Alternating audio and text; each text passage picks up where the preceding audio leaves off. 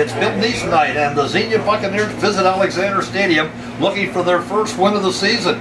The Bucs are a bit of a mystery as we find our way to the midpoint contest of the campaign. They're 0-4 and last week gave up 50 points to Sydney. But they may be better than the record would indicate. They have a new coach and have implemented the triple option offense, which can be very, very difficult to defend. They've also lost to 3 teams who could very easily find themselves in the playoff. And last week they scored 48 points and rushed for 505 yards. Bob Luby. I guess the band wasn't ready. Piqua 2-2. Xenia 0-4. What are the keys to a Piqua win? Well, I think number one, Piqua has to be able to stop the dive part of the triple option. They have to make Xenia pitch the football. If we see Xenia pitching the football very frequently, we'll know that defense is functioning properly. So, number one, stop the dive. And I think number two, Piqua's pass game has to be sharp tonight. Austin Davis comes into the game with 787 passing yards. He's got 2 outstanding receivers, actually more of the 2 guys that have stepped up, Hayden Shrub and King Mextroff. Both have been doing the brunt of the receiving. So it's important not only for Piqua to establish the running game, but the passing game has to be at a high level tonight. Those are your keys to the game. Piqua versus Xenia. We'll be back all in a minute. I consider myself part of the kidnapping. You want an apple dumpling? Oh, Lord have mercy. What's that about? A little over the top there. Take care of our guys.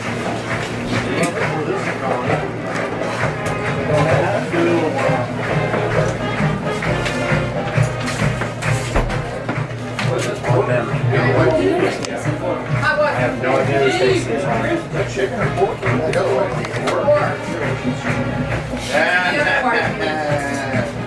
Guess they Jewish. I got German friends coming in tonight. Glad you joined us tonight from Alexander Stadium. Dwayne Bachman and Bob Luby. Bob, the Piqua High School band is on the field. We're waiting for some of the other pregame festivities. But while we're waiting for that, how about the starting lineups for the Xenia Buccaneers 0-4 and the Piqua Indians 2-2? Well, Xenia won the coin toss and elected to defer, so we'll give you their starting defensive lineup. They'll play a 50 defense. It means 5 men across the front. They'll line up with a man right on Piqua's center. They call him the nose tackle. So they'll line up across the front with number 8, Jamil Henderson, 6'2", 220-pound senior. Number 33, Roman Johnson, a 6'1", 215-pound senior. Number 31, Kyle Lawson, a 5'11", 220-pound senior. Devin Hall, 6'2", 165-pound sophomore. And John Zell Gray, a 6'4", 195-pound junior. Linebackers, number 26, Antonio Oliveira, a 5'11", 170-pound senior. And number 44, Hassan Akinyele. He's a 6'1", 170-pound senior. He leads the team in tackles. The defensive backs, number 21, Jelani Tucker, 5'11", 175-pound senior. Number 10, Blaine Dudley, 5'11", 160-pound junior. Number 16, Solomon Williams, a 5'10", 145-pound senior. And number 20, Christian Lair, a 5'11", 135-pound junior. For Piqua offensively, they'll line up with number 55 at center, Colton Meyer. He's a 5'10", 222-pound senior. The guards will be number 65, Zane Arbicast, a 6'1", 225-pound junior, and Riley Hill, number 70, a 6'2", 285-pound sophomore. Tackles, number 56, Brent Lemon, a 6'5", 271-pound senior, and number 68, Caden Clark. He's a 6'3", 305-pound junior. Tight end, number 85, Derek Height, a 6'3", 269-pound senior. Quarterback, number 3, Austin Davis. He's a 5'11", 202-pound senior. Running backs, number 23, Ben Smeezing, a 6'2", 222-pound senior. And some other running backs who will get in frequently. Number 35, Devon Brown, a 5'11", 186-pound senior. Colin Rao, a 5'6", 156-pound sophomore. And Arturo Mendoza, number 34, a 5'7", 187-pound junior. Those are your starting lineups for tonight's ball game, or did we miss a couple? I didn't get the wide receivers here. Okay. We got Keel Mixtroff, number 5, a 6'1", 187-pound senior, and number 6, Hayden Shrub, a 6'3", 182-pound senior. We missed both of those, Bob, and those two guys are going to play an important part in this ball game. Again, here are the referees for tonight's ball game. Referees Jerry Eberle, the linesman's Harold Hitchcock, the line judge is Mike Holtzapfel, the umpire is John Webb, and the back judge is Chris Beckstead. Glad you've joined us for the ball game. It's Bill Neese night. We're going to honor Bill here in just a few minutes.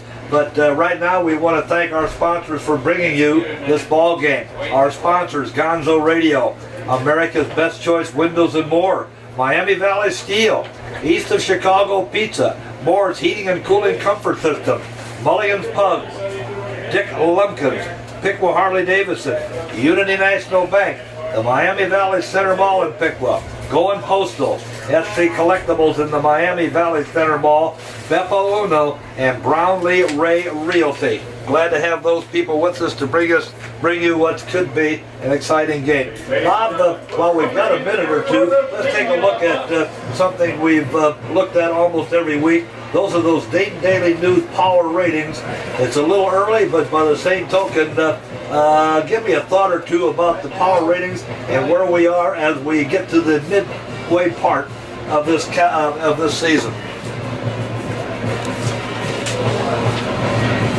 Well, you know, I think Division I, pretty easy. Top two teams, Wayne, 3-1, Centerville, number 2 at 4-0. Both of them very, very good football teams. Wayne only loss was to Penn Richland, Pennsylvania, an outstanding football team. Fairmont came in at number 3, 4-0. Northmont, number 4 at 3-1, and Springfield, number 5, 3-1. All those teams really, the most they have is one loss. Now Division II gets a little sticky here. Belmont is number 1 at 4-0. I don't know how good Belmont is, but they're undefeated. People down in Dayton must think they're pretty good. Sydney also undefeated 4-0 at number 2. Troy at number 3 at 2-2. I'm working on it. Fairborn 1-3, and Xenia 0-4. Well, those are your Dayton Daily News power ratings. If we get a chance, we'll talk a little bit about the computer ratings because they've been out now for 2 weeks. A little early to tell who's going to be doing what, but that'll come along very, very quickly. Right now, both teams are on the field. The Piqua band facing the flag to the north side of the stadium, and Mitch Mahaney, band director, will be leading the band in the national anthem. So we're just about ready now for that to happen. Everybody here at the stadium asked to stand for the playing of our national anthem, the Star Spangled Banner. I don't freaking know, dude.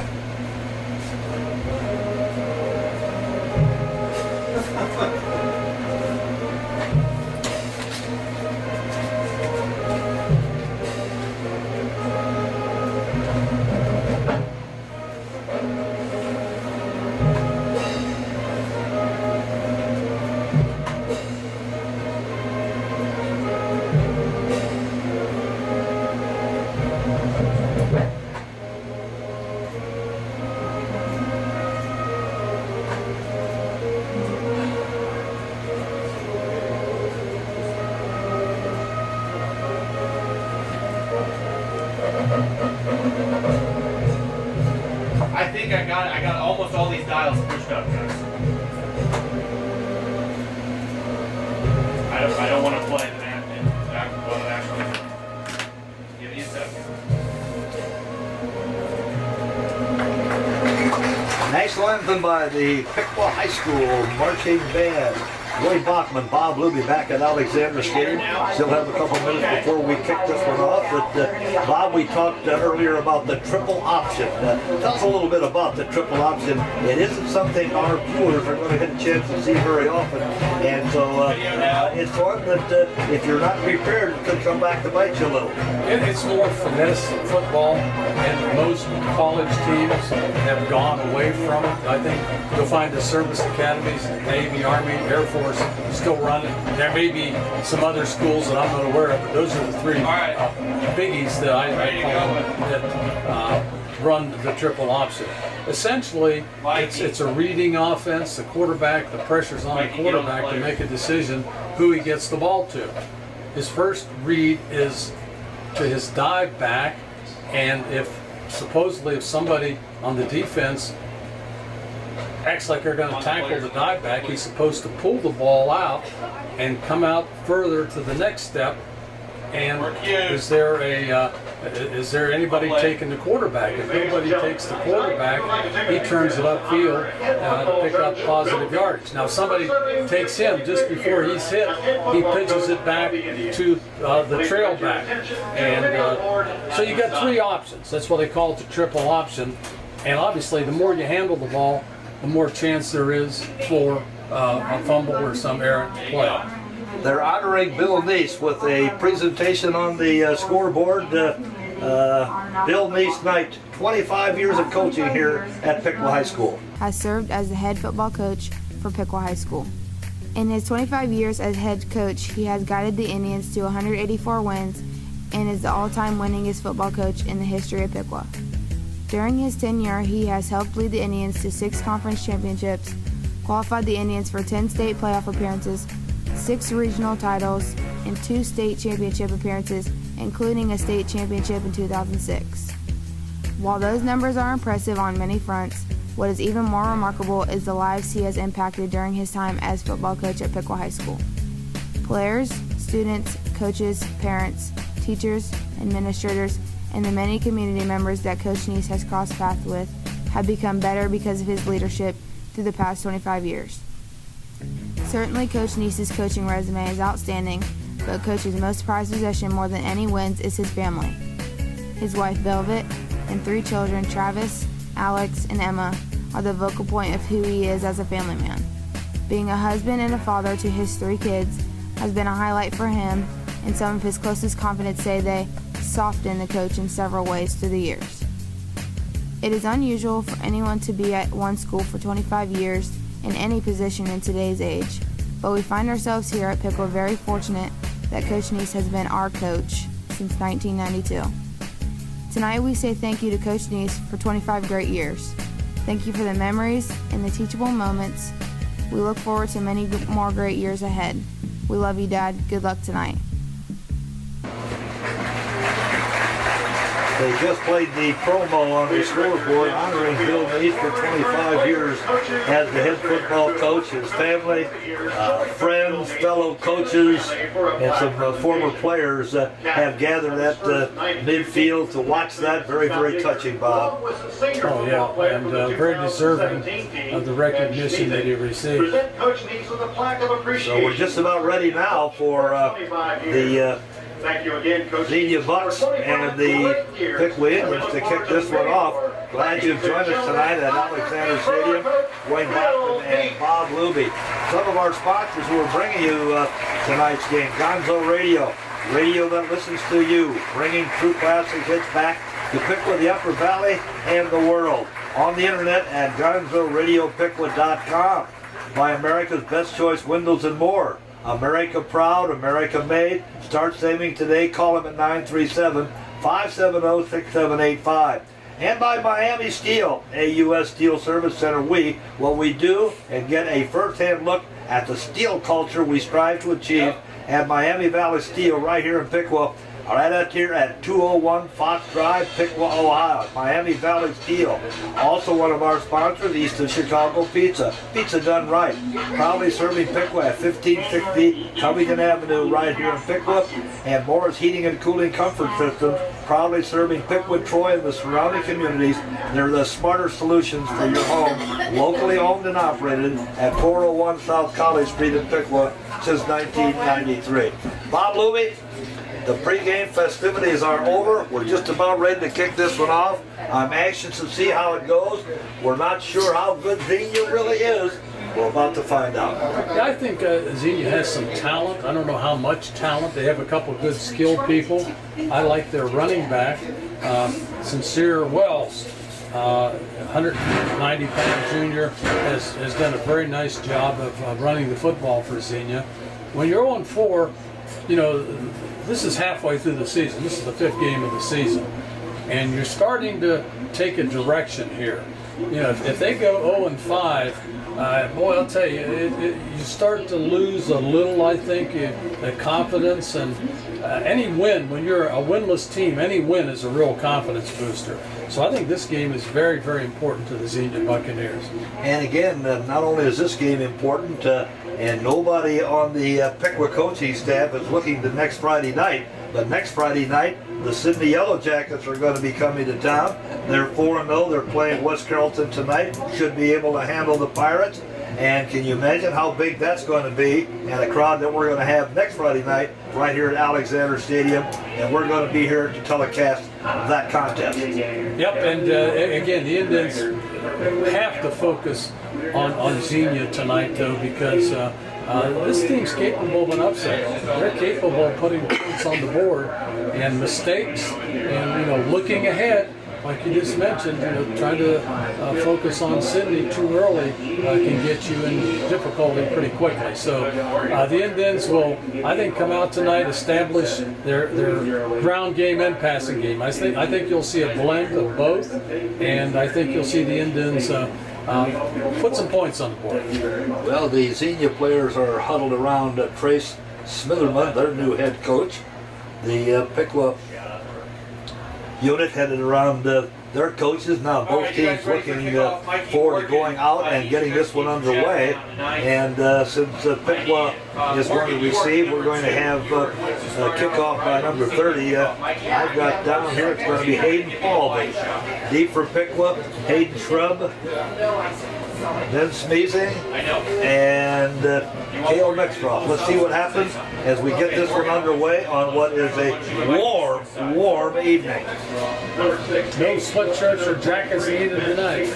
Jerry Everly is the referee. He's going to give the signal to number 30, Hayden Falvey, to kick this one off. Just follow the ball. You guys stay where you are. Mextroff, Hayden Shrub, Ben Smeezing, waiting for the kick.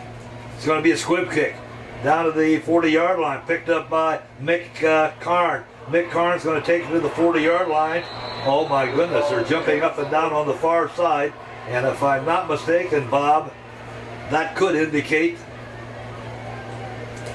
did Xenia football. Did Xenia Yeah, they did. They did an onside kick and recovered the ball. So the first play of the game is key. Xenia on an onside kick recovered the onside kick. They've got the ball 1st and 10. Oh my, Bob. Let's see what happens as the Bucks come up to the line of scrimmage. Their quarterback is Christian Sievert. Running back Sincere Wells.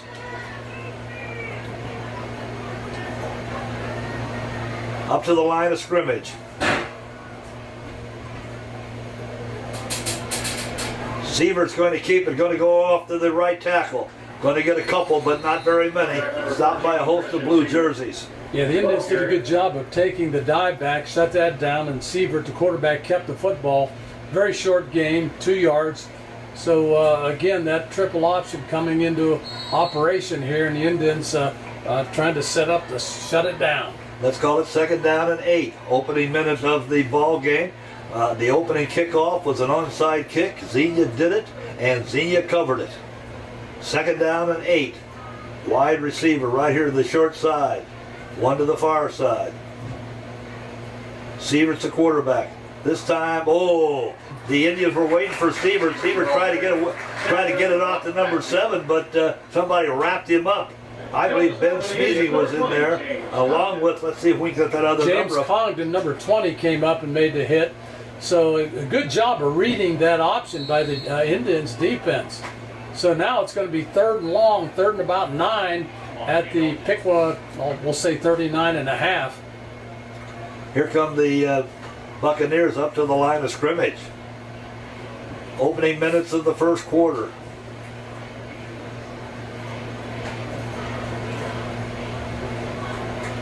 A little equipment problem there that the officials are going to give Xenia a chance to get taken care of. Well, we heard a lot about Michi Harris, number 1, but Bob, I don't think I see him in the lineup, do I? No, he's on the sideline in his shorts and a shirt. Here's the handoff.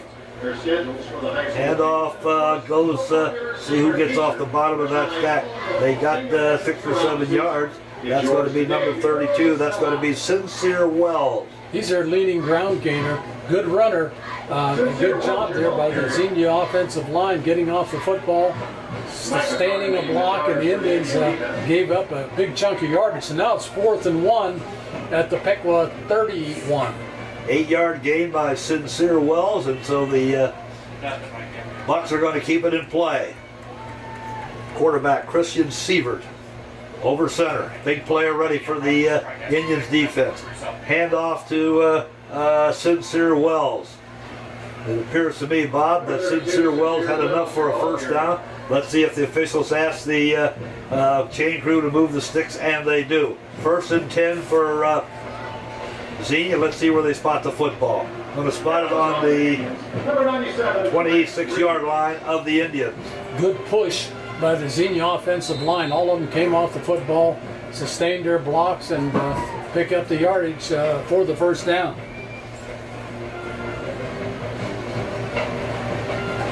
There's a charger, Mikey. Seaver brings them up to the line of scrimmage. Right. Hand off to Sincere Wells again. So far, Bob, the triple option is a power football option. Yeah, they're running it more power than finesse. That was just power football, right? And it looks like they're running that dive back in more inside rather than outside off the tackle. That looked like it was maybe just off the guard's inside leg. Wells got 5 yards. 2nd down. Let's call it 2nd down and 5.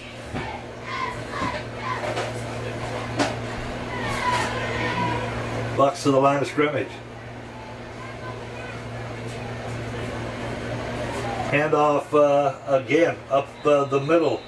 Let's see who gets off that stack. It looks to me like it's number 32. He's going to get a lot of carries tonight. Sincere Wells, good for another first down. So right now, I don't know if the triple option is the difference, but right now they're running up the middle of the Indians, Bob. They're just running the dive. It's just a power football dive.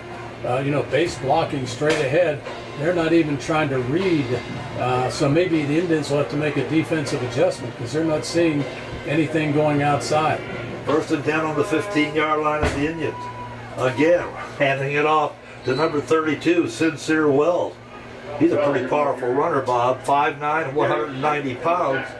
And looks like he got about half as many as they need. Let's call it 2nd down and 6. Looks like he got 4. Nothing fancy about this so far, Bob. Just power football, not option football. Looks like just power football. Let's see what happens on 2nd down and 6. Ball resting almost on the Piqua 10-yard line. Call it the 11. Seaver over center. Hands it off to Wells again. Wells is going to, let's see how many yards he got right up the middle. Looks like he's going to get to about the 5. And that's exactly what he did, but he's going to be a little short. Looks like it's going to be 3rd down and 1. Boy, Sincere Wells has touched the ball half a dozen times, and we still have 7 minutes left to go in the first quarter. Well, I think he's their best offensive football player. And when you have one like that, that's who you want to handle the football. Buccaneers have the ball in the Piqua 5-yard line.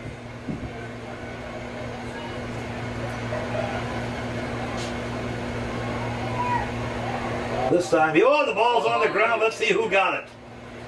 It's in the 5. I believe Sievert fumbled the ball but covered it. And that's exactly what happened. So it's going to be 4th down and a long one.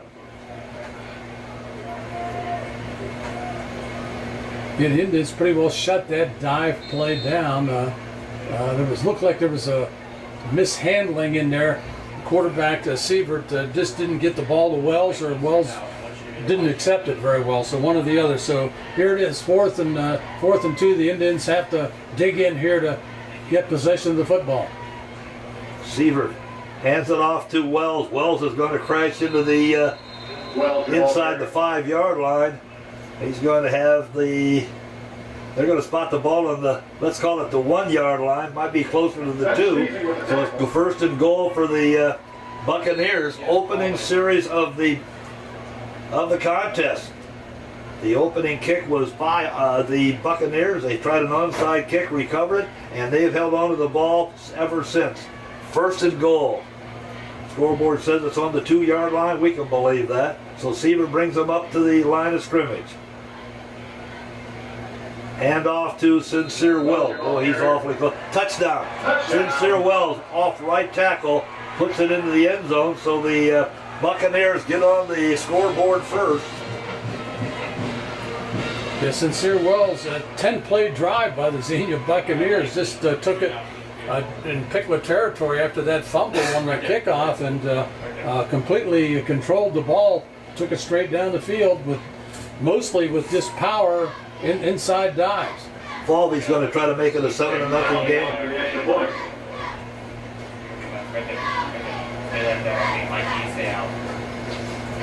Kick is up. It is good. 5:36 left to go in the first quarter. Xenia 7. Piqua looking to get their hands on the football for the first time. Our thanks to some of our sponsors: Mulligan's Pub, the only place to go in beautiful downtown Fort Piqua Plaza. Catering and fine cuisine by Chief James Patton. By Dick Lumpkins. Got a bump? Go and see Lump. They do a lot to support Piqua and the Indians. Piqua Harley Davidson. We promote the passion for motorcycling for our customers and community by providing an exciting and fun experience through integrity-based principles. Another sponsor is Unity National Bank, your hometown banking solution at 215 North Wayne Street in Piqua. Bob, that was power football. I guess power football at its best, but with power football that resulted in a 7-point lead for the Buccaneers. Yeah, one real finesseful, as you said. I think power football is the best way to describe it. They just run that big horse of theirs, Sincere Wells, and the Xenia offensive line did a very good job of blocking. They're pretty big across the front. 235, 255, 225, 290, 225. They got some size up there, and they do a good job fundamentally. Now we'll see if the Indians get their hands on the ball. We're going to test the Xenia defense. Last week they gave up 50 points. Falvey going to kick it away. Another squib kick. Mick Karn downs it at the 36-yard line. So the Indians have the ball. 1st and 10 on their own 36-yard line. Let's see what Bill Neese decides to do. Facing a 7-0 deficit here midway in the first quarter.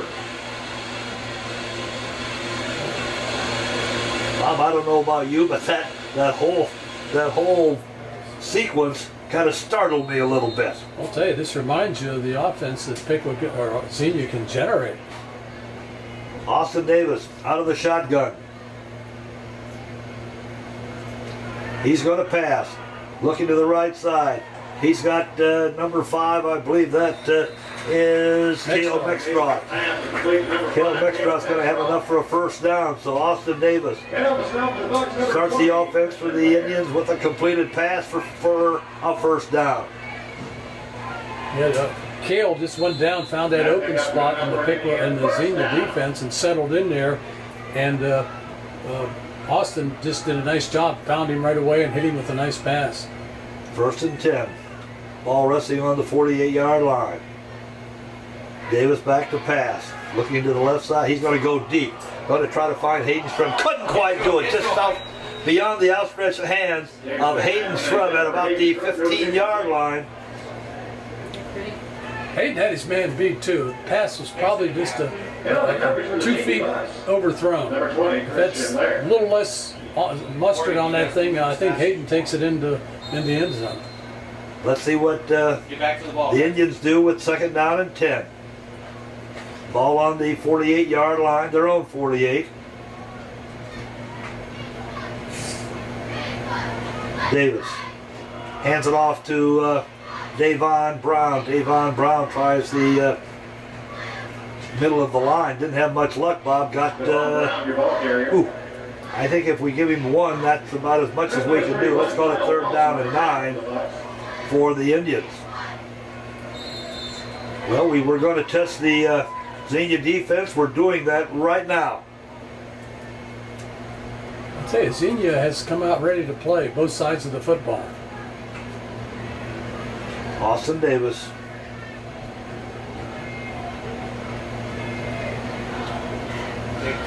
Gonna look downfield. Looks deep, trying to find Hayden's trouble. Oh, intercepted! Intercepted by number 20. Oh my, intercepted by number 20. That's Christian Lair. So the Indians turn it over with 4:23 left to go in the first quarter. They trail 7-0. My goodness gracious, Bob, this is not what we had hoped for nor expected. Well, it's 2 turnovers now in the first quarter. Of course, in that situation, if it's incomplete, that serves as a punt. That's right. And maybe even better than a punt. That's on the 16-yard line. So, All right, now let's see how the Buccaneers work offensively. Now they're deep in their own territory. Ball resting. Let's call it the 16-yard line. Christian Sievert is the quarterback. He's going to keep it this time. Dancing around to the right side, gets up to the 20. Didn't hand it off that time to Sincere Wells, but kept it, Bob. That's one of the options on the triple option. yeah. And he's not a real big runner. In other words, he doesn't run a lot, but I think he has to run enough to keep the defense honest. But the way the senior running back, Sincere Wells, is running, it doesn't matter if Piqua knows he's getting the ball or not. He's getting his yardage. He got 4, 2nd down and 6.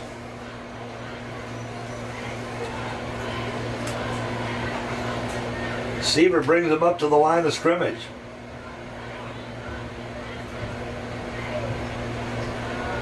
This time he's going to pitch it out to the right side. Pitches it out to number 3, Corey Burnett. Corey Burnett.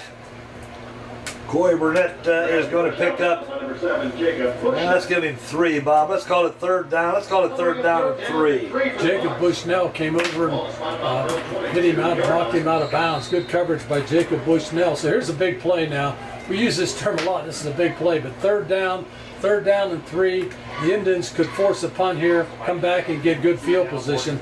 But you almost have to think that they're going to give the ball to Sincere Wells, number 32. See what happens as Sievert's over the center. He hands it off to Sincere Wells.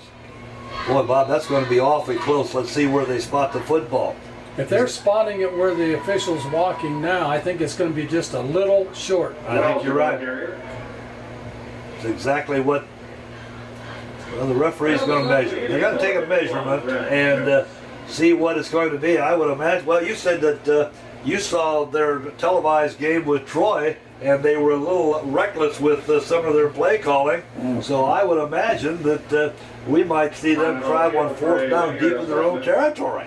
Yeah, but the way, when you have a back like Wells, and he's done what he's done thus far, you almost feel like you can ride him in for that. They're short, about a foot short. So I wouldn't be surprised if they'd go for it here. I think you're right. When you're 0-4, what's going to happen? Put Doug on play-by-play.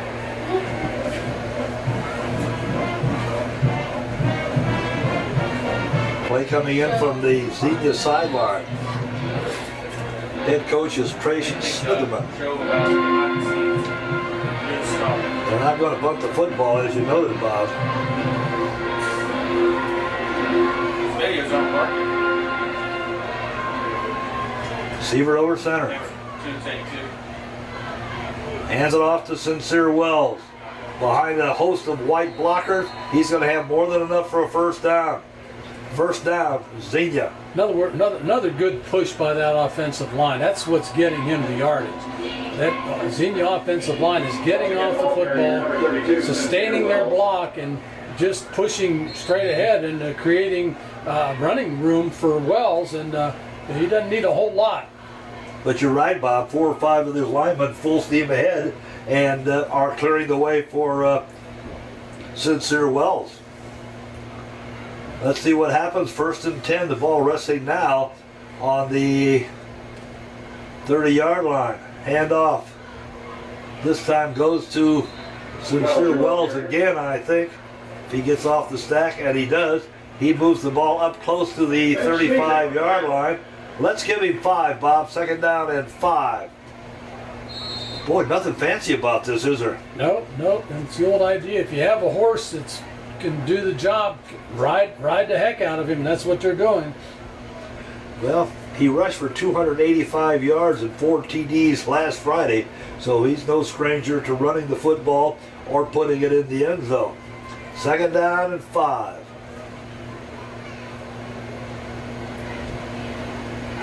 Ball's on the ground. This time, who's got it? This time, I believe the Indians recovered. So a turnover favors the Indians. Seaver had it stripped away, tried to recover, but couldn't do it. Bob, I didn't get to see what Indian fell on the football. But nonetheless, the Indians have the ball now. They've got it in terrific scoring position. Let's see what they can do about putting it in the end zone. Here we are, still in the first quarter. We've had 3 turnovers. With the fumble recovery for the Indians. Indians up to the line of scrimmage. 2 wideouts here to the near side. Austin Davis hands it off to Davon Brown. He's going to try to turn the corner. Not going to have much luck. Boy, Bob, I don't know. He's got good speed, but the defenders with the white uniforms, pretty good on the perimeter. Well, they read run right away, and as soon as they read run, boy, they come flying up. They really sold out. Now, if you can work a little pass, fake into your passing game and catch them coming up that quickly, you might be able to beat somebody deep. See what happens. It's going to be 2nd down and 9. Last minute of the first quarter. Piqua trails 7-0. Davis in the shotgun. He's going to pass. Looking downfield, looking to the far sideline, to it well over the head of Hayden Shrub, out of bounds. Incomplete. 3rd down and 9. The flag was just thrown right in the area where it could be a hold. See what the referee says this is going to be. Roughing the passer. Oh, roughing the passer. Roughing the passer, so that's going to go against the Buccaneers. Boy, that's a big break for Piqua, Bob. Yeah, it sure is. It's going to give them a first down and take the ball down to the 23-yard line. So the penalty is going to move the stakes. 1st and down, 1st and 10 on the 23-yard line.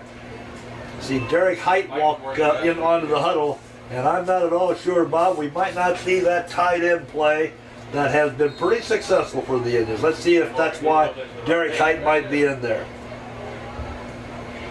Davis over center. Hands it off to Davon Brown. Davon Brown to the 20-yard line. Not much more than that.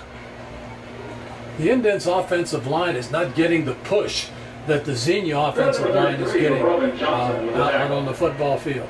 They're, don't create those major holes, major gaps for the backs to hit up in there. Didn't think Davon got 3, but that's what they say. 2nd down and 7. This could very easily be the last play of the first quarter. Indians trail 7-0. Davis hands it off to Ben Schmeezing.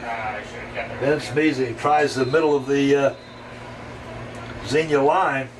got a couple, but he's still going to be about 6 yards short as we wind down the first quarter of play. After 1 quarter of play, Xenia 7, Piqua nothing. Into the first. Thanks to our guys. sponsors, the Miami Valley Center Mall here in Piqua, the center of your life. Going postal in the Walmart Shopping Center. Go there for all of your holiday shipping needs. SC Collectibles in the Miami Valley Center Mall, your one-stop shop for NFL and collegiate sports memorabilia, apparel, and collectibles. Beppo Uno, the finest Italian pizzeria and trattoria in Piqua, Ohio. They're on West Water Street. Tell the Williamson family that Indian Nation sent you. And the Brownlee Ray Realty, they're at 611 North Main Street in Piqua. Thanks to those sponsors who are bringing you tonight's ball game. Well, Bob, after 1 quarter of play, Xenia has one on the board, and the Indians are having an opportunity. Now we got to see whether they can take advantage of it. Yeah, they have the 3rd and 6 now. They're in 4 down territory, so they got two choices here to get the 4 yards, 2 chances to get the 4 yards. The Indians just seem flat offensively. They have not been able to really generate much of an offense. Let's see what happens as the Indians come up to the line of scrimmage. 2 wideouts to the far side. Split out here to the left are 2 others. Davis. Looking downfield, trying to find somebody on the left-hand side. Knocked down. Knocked down in front of Austin Davis's pass. Owen Toops. knocked down in front of Owen Toops. So falls incomplete. Oh boy, Bob, now the 4th and, let's call it 4th and 6. Now what does Bill Mace do? I'm almost guessing he's going to have to put it in the air, but what do I know? I think that's probably the option he feels like he's left with, because right now the running attack has not materialized at all. And whether it's Piqua not executing or Xenia just out executing Piqua remains to be seen. But I think now the ball's going to go in the air. 3 receivers to the right for the Indians. 4th down. Davis in the shotgun. Back to pass. Looking to the right side. Over the middle. He's got just Smeezy all by himself. Smeezy's going to get down to the 10-yard line. That's going to be enough for a Piqua first down. Nice little pass play of Ben Smeezy coming out of the backfield all by himself. Davis hit him. Enough for a first down.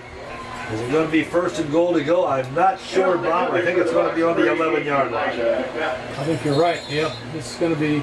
They can still get a first down, but it's going to be close to the end zone if they don't. Indians up to the line of scrimmage. Timeout by Official timeout on the field. officials. Timeout. I think one of the Buccaneers having an equipment problem. Here comes someone in to take his place. So it's going to be 1st and 10, ball on the 11-yard line of the Buccaneers. Opening minute of the 2nd quarter. Davis hands it off to Davon Brown. Davon tries the middle of the line. Gets inside the 10, gets down to about, well, let's see where they spot it. Looks like he might get down to about the 7. See where they spot the football. It's exactly where they spot it. Let's call it 2nd down. Let's call it 2nd down. 2nd down and a long 6.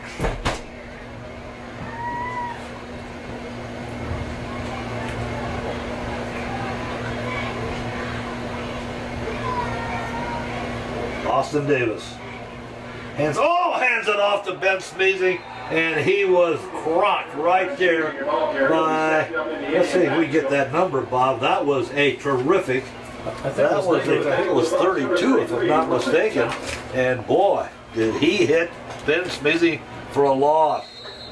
32, Sincere Wells plays on both sides of the ball. I believe that's who made that stop.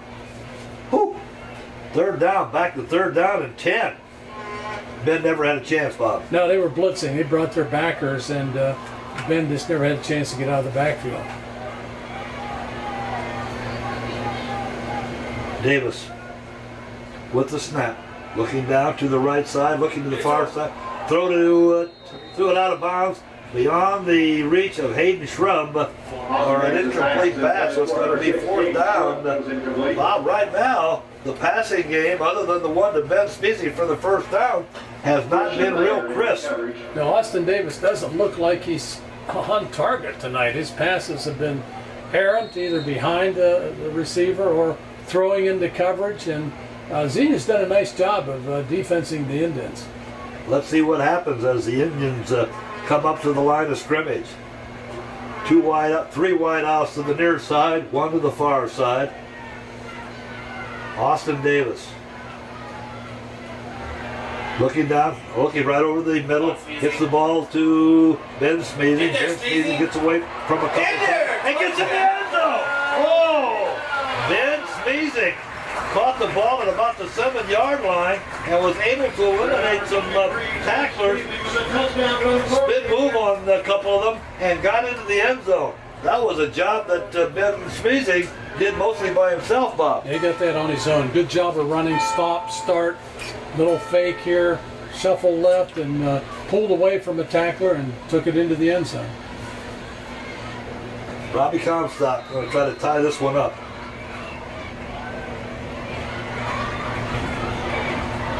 Kick is up, and it is good. We're tied at 7 with 9:58 left to go in the second quarter of play. Well, Bob, now that we've got a 7-7 tie, I guess we've got to start over. Yep. It's not been a pretty game, but by golly, it's been a hard-fought game this one. That was quite a nice play by Ben Smeezing. Yeah, as I said, he got a lot of that on his own. Yes, he did. There were white jerseys grabbing a hold of him.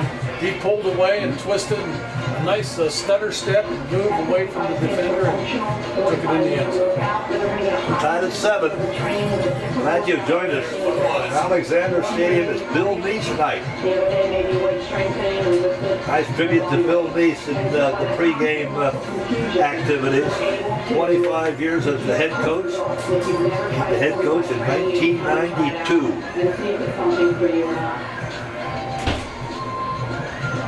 So, Robbie Comstock is going to kick it off.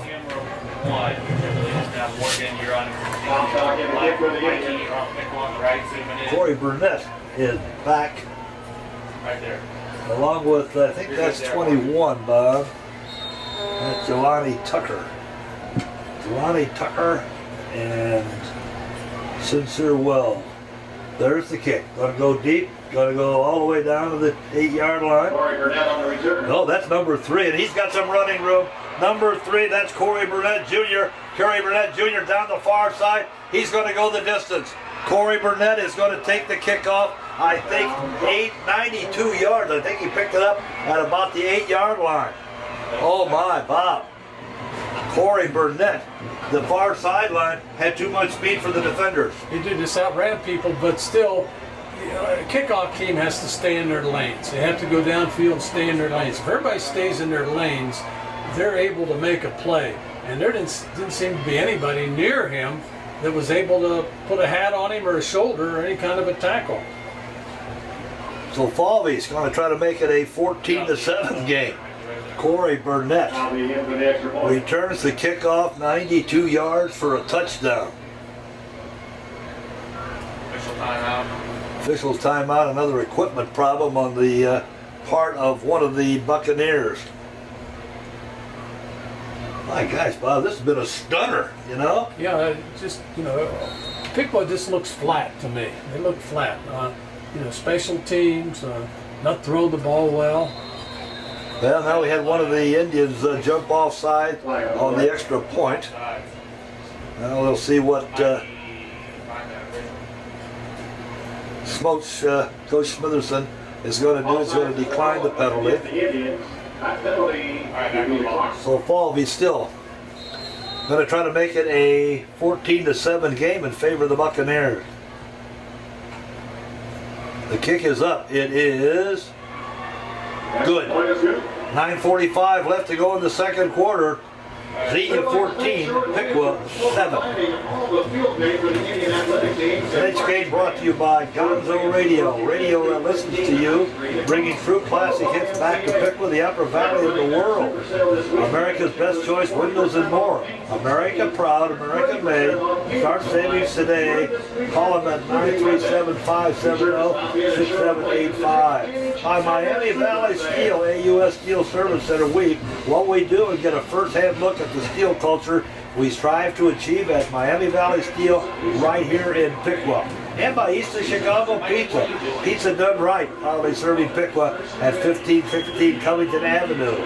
Morris Heating and Cooling Comfort System, proudly serving Piqua, Troy, and the surrounding communities. Smarter solutions for your home. Locally owned and operated at 401 South College Street, right here in Piqua. Bob, I hate to say I'm stunned, but I'm kind of stunned. Yeah, and again, not knowing how good Xenia was or is, I'm surprised too. When you're 0-4, everybody expects a team to come in here not really well prepared, and I was one of those people, but I'll tell you, they've had some breaks. We've turned the ball over to them, given them the first play, kickoff, we fumble, Xenia recovers, goes down for a score. They intercept one of our passes. We've had, as I said, 3 turnovers thus far in the first half, and all those were in the first quarter. You're watching Piqua High School football on the Indian Nation Station. You're home for Piqua Athletics. 14-7. Xenia over Piqua. 9:45 left to go in the second quarter. Well, Bob, we have a few people across the way from Xenia, but the crowd is a little sparse on this very warm evening. Nice crowd below us from Piqua. Getting ready now for the kick. Falvey. Oh, right to the first person in the front row. That's number 17. I think that's Herndon, if I'm not mistaken. Yeah. Herndon? Yeah. Boy, that hit him right in the belly. I'm not sure he was ready for that. That was a line drive. That wasn't a swimmer. So Herndon covers it. I'm not so sure, Bob. Are all of these kicks that Xenia's tried, are they doing it on purpose? I would think they are, because I would think your kicker could kick it further than 10 yards. That's right. And I think it's interesting they're willing to give up field position, because Piqua starts on their own 47-yard line. Davis back to pass on the far corner. Here he is. He's going to pass it out there to number 5. I think that's Cale Mextra. Completed pass. Going to be good for about 7 yards. Let's call it second down and 3. Gave Cale a lot of cushion that time, and he just came out in the flat and caught the football and turned it upfield and picked up the better part of 7 yards. Davis in the shotgun. Looking to the right side, now he's looking over the middle. Tries to find Hayden Shrub and couldn't do it. Hayden Shrub cut across from the far side to the middle of the field, but the ball was thrown just a little too high. He couldn't bring it down. I think Xenia's doing a good job in coverage. The Indians are not able to break free. It appears as though Xenia's giving Piqua the short stuff. They don't want to be beat deep. And now the Indians are faced with a 3rd and 3, it looks like, or 3rd and 4. See what the Indians do in this possession type play. This time Austin Davis is over center. Hands it off to Ben Smeezy. Ben Smeezy gets to the 45-yard line, but Bob, unless I see differently, I think he's going to be about a yard or maybe 2 yards short of the first down. Going to bring up 4th down and a very long one. The problem offensively is the Indians' inability to run the football. They have not been able to sustain a drive by running the football, and now they're going to be right at the 45-yard line, 4th and 2, and looks like they're going for it. Let's see what Bill Neese decides to do. Austin Davis over center. Smeezing and Brown are the running backs. Hands it off to Davon Brown. He's going to... Davon Brown, I think, has got enough for the first down, Bob. I think he picked it up. Off tackle, went off the outside leg of the tackle, and just fell forward for enough yardage to pick up the first down. 1st and 10 for the Indians. So the Indians keep possession of the football. Clock continues to show 8:18 left in the half. Xenia 14, Piqua 7.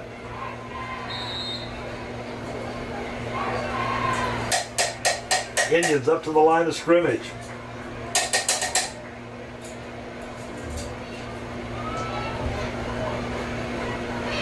Austin Davis looking the right side. Now he's going to run with the football. He's got a little running room. Gets inside the 40. I would imagine that Austin's going to pick up 6 or 7. Let's see where they spot that football. Ooh, I might have been a little too generous. Let's give him 6, call it 2nd down and 4. Yeah, and Austin has to do some of that sometime, I think. If he drops back and he sees coverage on his receivers and he sees open areas, he's got to take advantage of that. And he did that time. 2nd down and 4 for the Indians. 7.5 minutes left to go. First half. Austin's back. Oh, hands it off to Davon Brown. Davon twists around. Got back to the line of scrimmage. Might have picked up enough for a first down, although he also might be just a little short. And it looks like he's going to be about a yard short. It's going to be 3rd and 1. Devon got hit in the backfield, but I'll tell you, he did a good job. He kept those legs moving, pulled away, and got that yardage on his own. 3rd down and 1.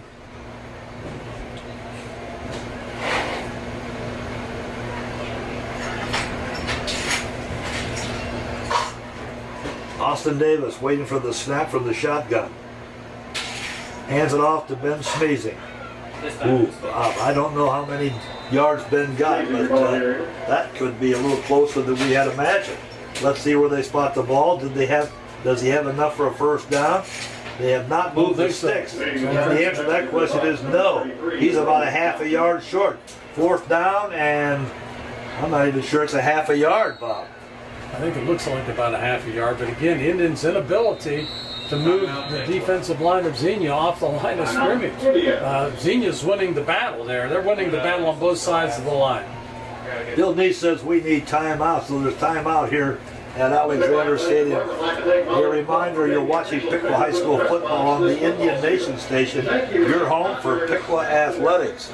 Glad you joined us, Dwayne Bachman and Bob Luby. A reminder, we will have, we'll telecast next Friday's game. That'll be the Sydney Yellow Jackets coming to town, and that could be a big one. Right now, the Indians have their hands full with the Buccaneers. Again, don't want to overuse the phrase, but I think Xenia's winning the battle at the line of scrimmage. Indians' inability to successfully run the football. They've been stymied at the point of attack, and then their passing game has not been sharp tonight. It's been very ineffective, so the Indians are scrambling here, trying to establish. Officials are going to measure and just see how far the Indians have to go for a first down. I think he said about a foot. That's what I think referee Jerry Emberley told us. So 4th down and a foot. The annual Piqua Troy blood drive will be taking place on Thursday, October. This is a time when you might want to run a quarterback sneak, but you know, going back to the idea, the Indians are losing the battle at the line of scrimmage. That's tough. That's difficult because you got to get some push from your offensive line, even to get that half a foot or foot. Let's see what Bill Neese decides to do as the Indians come up to the line of scrimmage. Austin Davis in the back with Ben Smeezing and Davon Brown. Hands it off to Ben Smeezing. He's got more than enough for the first down. Gets to the 30-yard line. 1st and 10 for the Indians. Ball resting. Let's see where they spot. Looks like it's going to be the 29-yard line of the Buccaneers. 6 minutes, 6 seconds left to go in the half. The Indians trail 14-7.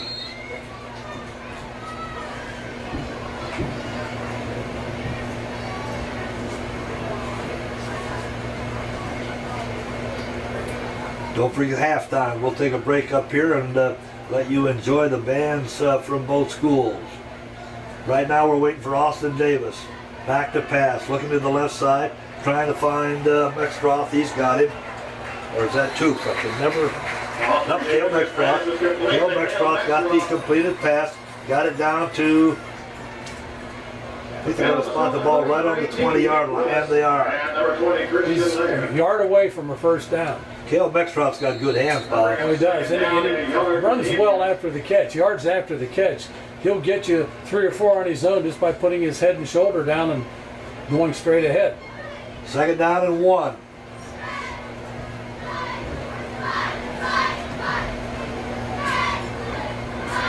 Davis looking to the end zone, trying to find somebody deep. He's got somebody. Hayden Shrub in the end zone for 6. Austin Davis to Hayden Shrub right in the corner of the end zone for 6. Beautiful pass. Nice catch by Hayden Shrub right in the corner, Bob. Oh yeah, well executed. And that's what the Indians need to get back in this ball game. Getting Austin Davis throwing the ball like he can and like he's done in the past. Right on the money. Robbie Comstock's going to try to tie this one up at 14 with 5:01 left in the first half. Kick is up and it is good. We're tied at 14. Glad you've joined us tonight. Our telecast of the Piqua Xenia game.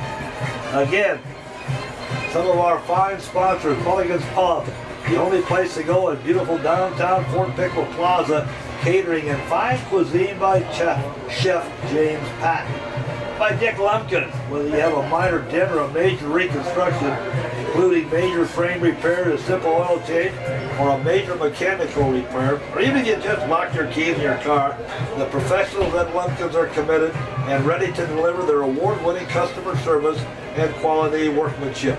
You've heard this phrase before. Got a bump? Go see Lump. Another one of our fine sponsors is Piqua Harley Davidson. They promote the passion for motorcycling for the customers and community by providing an exciting and fun experience through integrity-based principles. Another fine sponsor, Union National Bank, the hometown banking solution in Piqua. Just follow the ball. Mikey's going to get my close up. Robbie Comstock going to kick it off for the Indians. You're good, Mark. Well, the last 2 possessions for the Indians have resulted in scores. So actually, they've only had 3 different possessions. The first one was cut short by an interception, but the Indians going to go back on defense here. Corey Burnett Jr. over the left side. He's not going to score this time. He's put down at the 25-yard line. Mick Curran getting up a little slowly. I think he made that stop along with some help. So now we're tied at 14, and Xenia has the ball resting right on, let's call it the 25-yard line. 4:54 left to go in the first half. Glad you've joined us tonight. Dwayne Bachman, Bob Luby, Bill Meese night here at Alexander Stadium.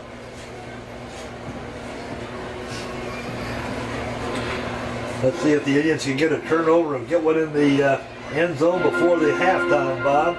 Let's see once as Sievert brings them up to the line of scrimmage. Hands it off. Oh, hands it off to the big guy. That's number 32, Sincere Wells.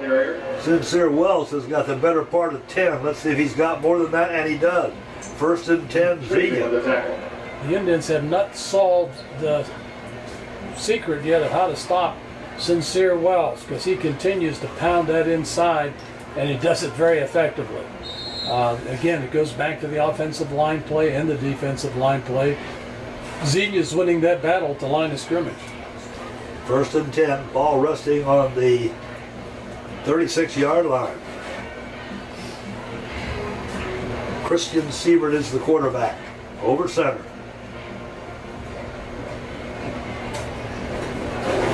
Hands it off to Wells again. I think Wells got the ball from Sievert.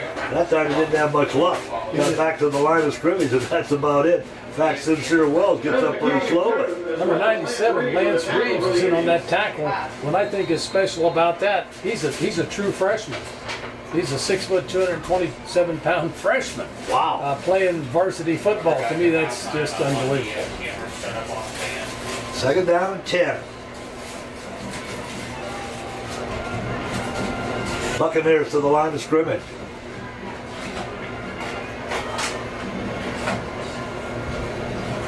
Siebert keeps it this time. And the ball's on the ground again. Let's see who picked it up.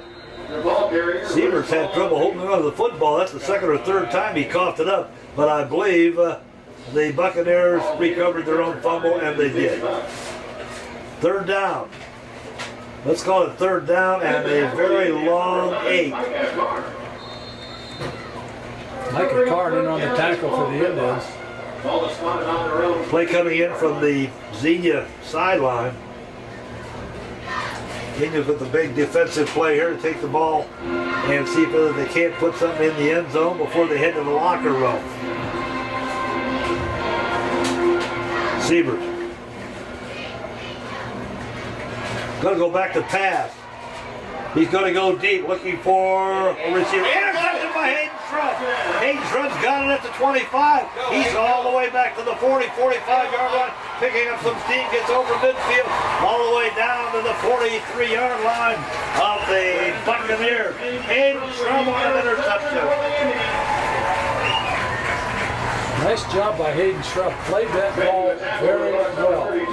He just good field vision, and it went back, dropped back in his position, and closed on the ball. Good job of reading the quarterback. He was right in the right spot at the right time. Indians have very good field position there with 2 minutes and 43 seconds left in the first half. The score here would be psychologically lifting, Bob. Davis. Looking, we're going to hand it off to Davon Brown, who didn't have a chance. He was knocked down for a loss. Trying to set up the draw play. And I'll tell you, Xenia does a good job of reading defensively their defensive linemen. They were, in a pass rush, and they recognized that draw play immediately and just shut down Devon for a, about a 6-yard loss. So that's going to make it second down and 16. Stop with the traffic. Austin Davis. 3 wide outs to the top side, 1 to the near side.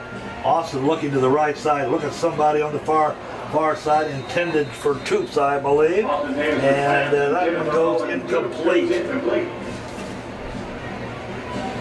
Owen Toops couldn't bring that one down, a little too high, so it goes incomplete. So again, the Indians appears to be a passing situation, and right now the Indians are just struggling offensively. Austin Davis is not his usual sharp self tonight, overthrowing, not being able to get the ball to the receivers. They've been in the open, but not being able to get it in their hands. Davis waiting in the shotgun, looking downfield. Now he's going to try to go long on the far side. Threw it well over the outstretched arms of Hayden Shrubb at about the 25-yard line. So that's going to bring up a 4th down, and I believe that's going to bring up the first punt of the ball game for Piqua. It's the first punt of the game, period. It is.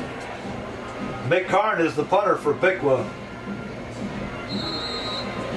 Let's see who's deep for number 3 is deep for the Bucks. That's Corey Burnett Jr.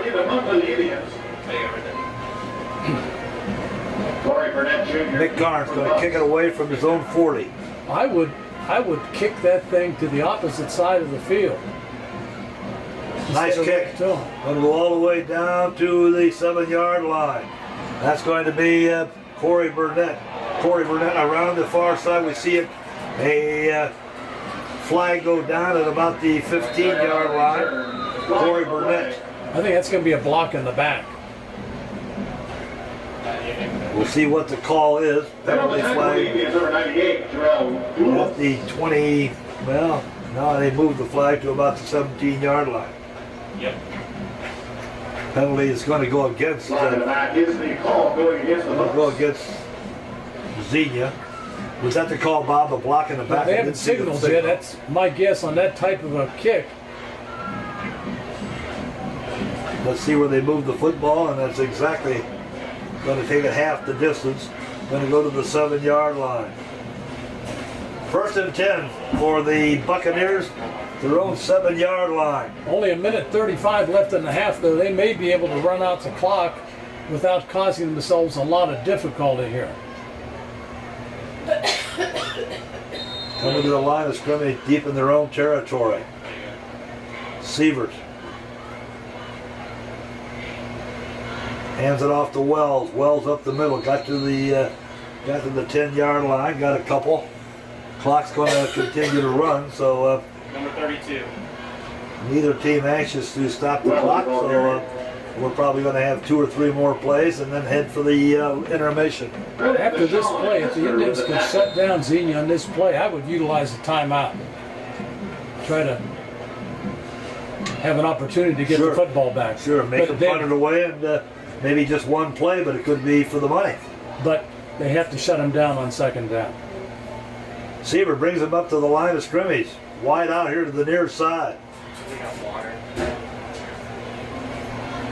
Sievert this time 32. gives it to Wells. Yeah, gives it to Wells. So Sincere was tumbled to the ground, then got up, started to run. Didn't work that way. There goes the idea of the timeout. You can't do it now. No, not going to be enough time. Needed to stop, and they didn't get it. So 3rd and short with 27 seconds left in the half.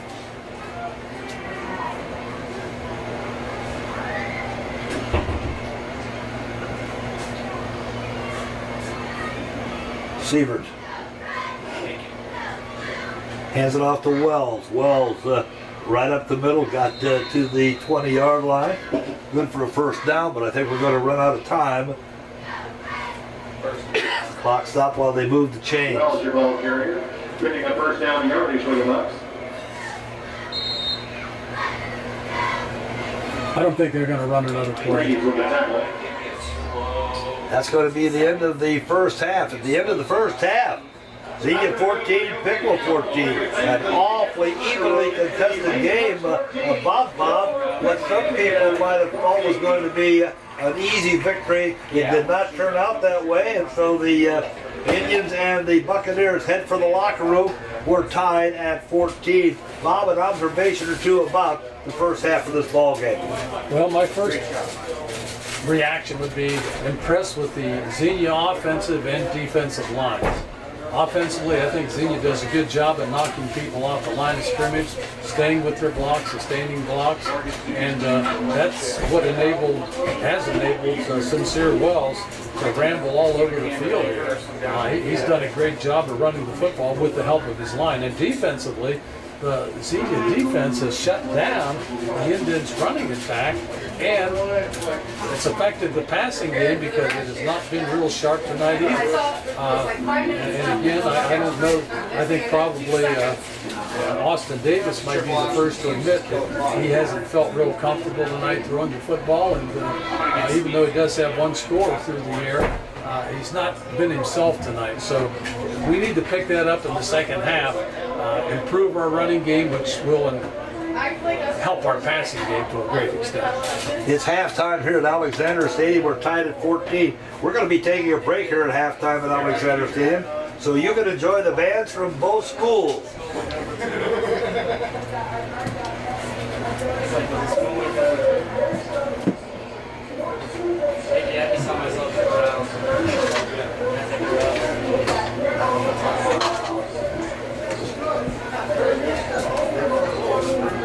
What is that? Half a double.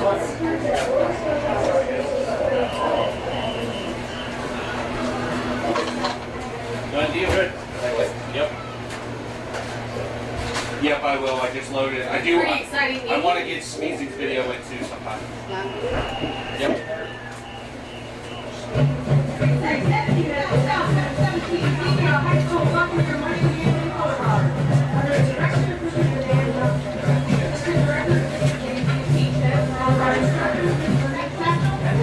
Good, Milan. The band is left on the field by singer company Johnson. We knew you were probably mad.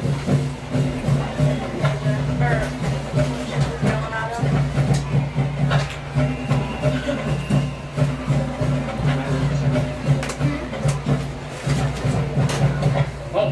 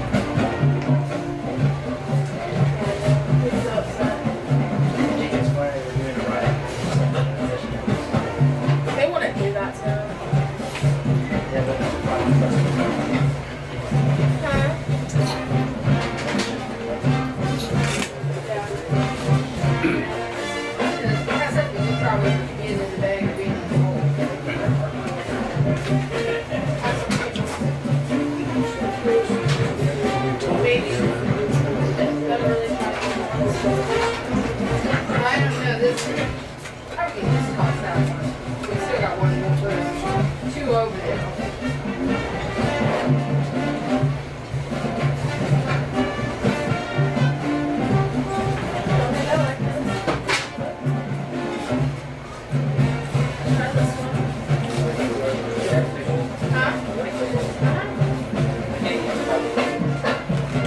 Oh, this one's sweet. That's new. Brandon, you're like,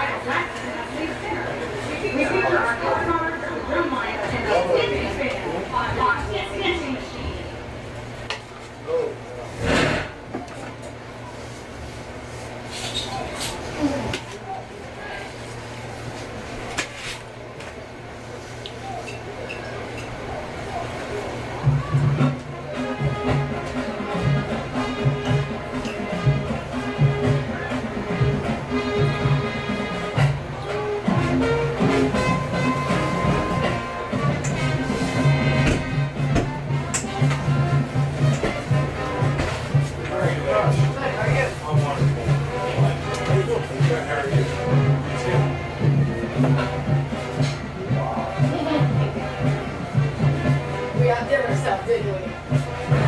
Who made the full court? Mulligan's.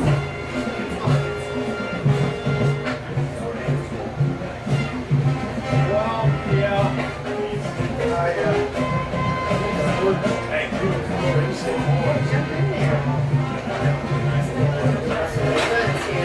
Scotty, why are you sweating? I always sweat. Because my wife decided to show up. How are you? We come up here.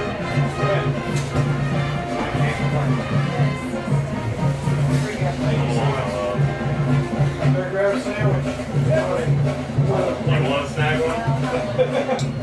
Okay, well, I'm going to. Snake away. Want to walk it back now?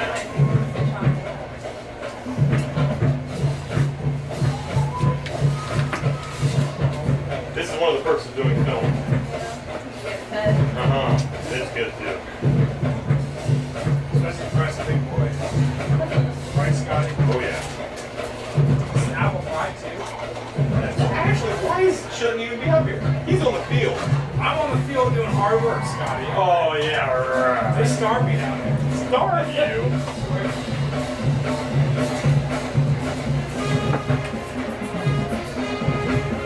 What's happening? I was not impressed. Not looking good at all.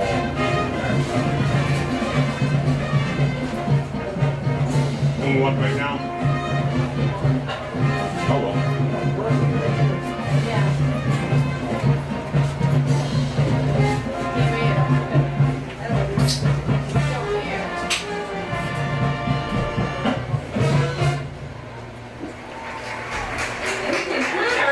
Untitled Chapter, the song from his Grammy Award-winning album from 1983, Beat It.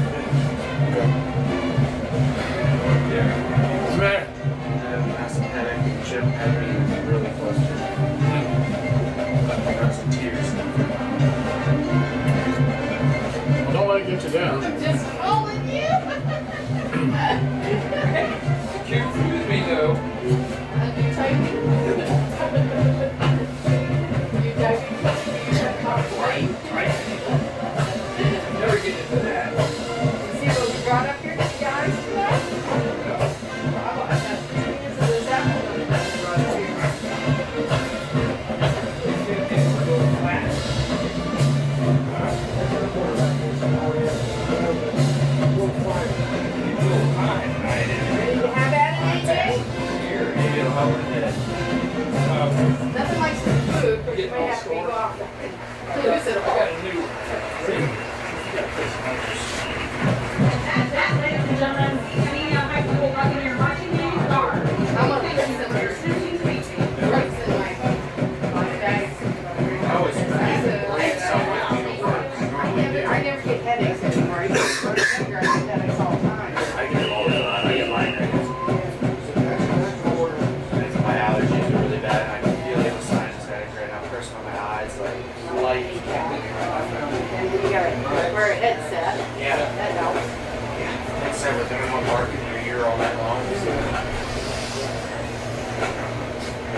You want another dumpling there? Oh, I think They're pretty good. We sold like, I don't know how many. I don't know how many, and we even made like 900 of them. 900. that's a lot of dumplings. It's a lot of work. That's a lot of dumplings. My goodness. They are excellent. And they're still a little warm, too. Yeah, I was hoping they would be. I tried, and I didn't know whether they'd get steamy to where they'd get mushy. No, fresh. But you're back. You have any scores, Ed? Yeah. What do you want to know? Bill, what'd you know? 21-7. Wayne over North. 14.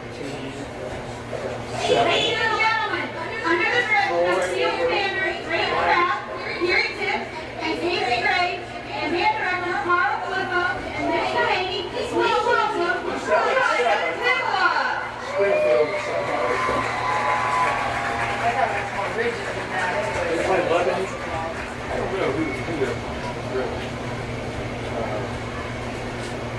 I have one more sandwich. I should, but you know, but Hey, you're burning off here tonight. you only live once.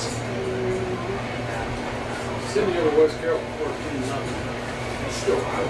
Yeah, everybody's calling out. I think we all do. Can I slide it? What's that? Yeah.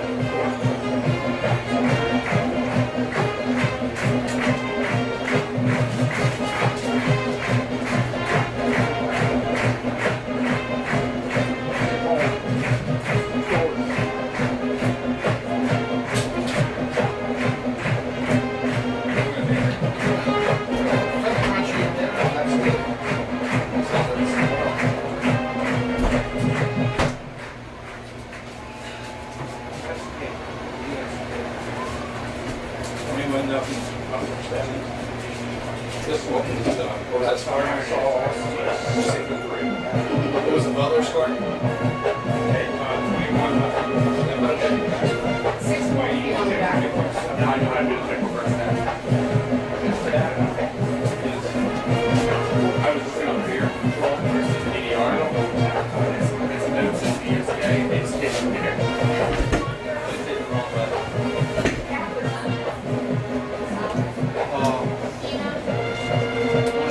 We'll have it down pat outside kind of soon. And I won't be doing it next week, so I'll be up here. Oh,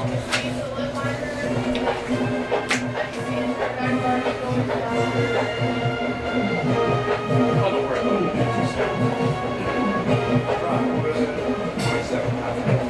Going to Indianapolis.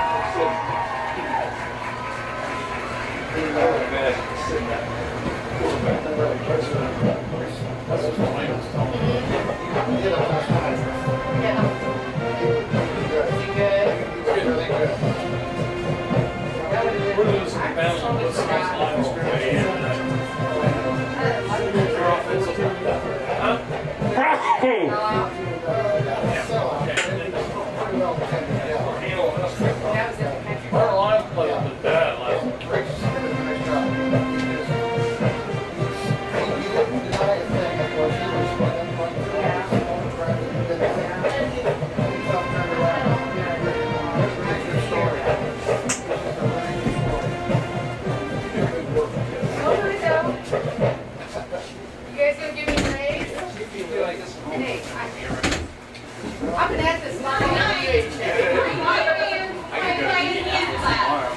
Yeah, there's a game I work for Kansas Station, Colin down there at Missouri State.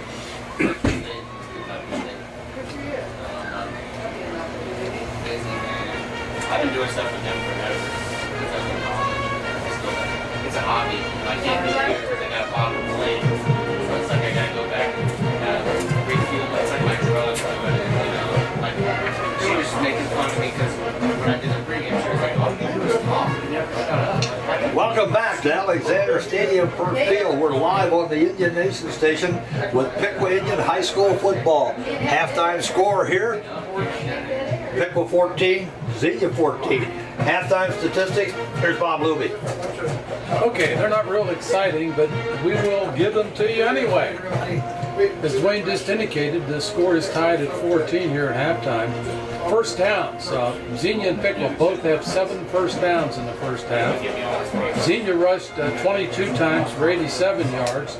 Piqua rushed 13 times for 17 yards. Passing yards, Xenia was 1 for 2 for 2 yards and 1 interception. Piqua was 6 for 13, 65 yards, 1 interception. Total offensive plays. Xenia ran 24 plays for 89 yards. Piqua ran 26 plays for 82 yards. Really, those stats have been pretty balanced except for the passing yards. Xenia is more or less saying, hey guys, we're going to run the football and it's going to be up to you to stop us. Kickoff return, big play. Xenia had 2 different kickoff returns for a total of 170 yards. Of course, one of them resulted in the score. Piqua had 3 kickoff returns for a total of 6 yards. Interceptions, both teams had 1 interception each. There's only 1 punt in the whole first half. That was by Piqua. Robbie Comstock, a 40-yard punt. Fumbles, Xenia fumbled 3 times, lost 1. Piqua fumbled once, lost 1. Penalties, very few penalties. Piqua or Xenia penalized twice for 23 yards. Piqua was not penalized. Time of possession pretty even. 11 minutes 40 seconds for Xenia. 10 minutes, 29 seconds for Piqua. So really, pretty balanced stats, and it goes along with the scoreboard. It's balanced too, 14. What do you think Bill Neese told his charges at the half, Bob? I'm thinking he told his line, both sides of the football, offensive and defensive lines, he's not real happy with their play. Because from here, it appears that Piqua's getting beaten on both sides of the ball. And Xenia is doing a good job controlling the line of scrimmage, I think, again, on both sides of the ball. Sincere Wells has rushed for 67 yards in his 15 attempts. Nothing huge, but he's averaging 4.5 yards a carry. Christian Siebert, the quarterback, had 6 rushes for 10 yards. He hasn't hurt Piqua at all. Devon Brown, 7 rushes for 9 yards. Ben Smeezing, 5 rushes for net of 2 yards. The Xenia defensive line is really shut down the Piqua offense. Passing the football, Christian Siebert for Xenia only attempted 2 passes, completed 1, had 1 intercepted, and a total of 2 yards. Austin Davis threw 13, completed 6, 1 interception for a total of 65 yards. Pass receiving, Corey Burnett, 1 reception for Xenia for 2 yards.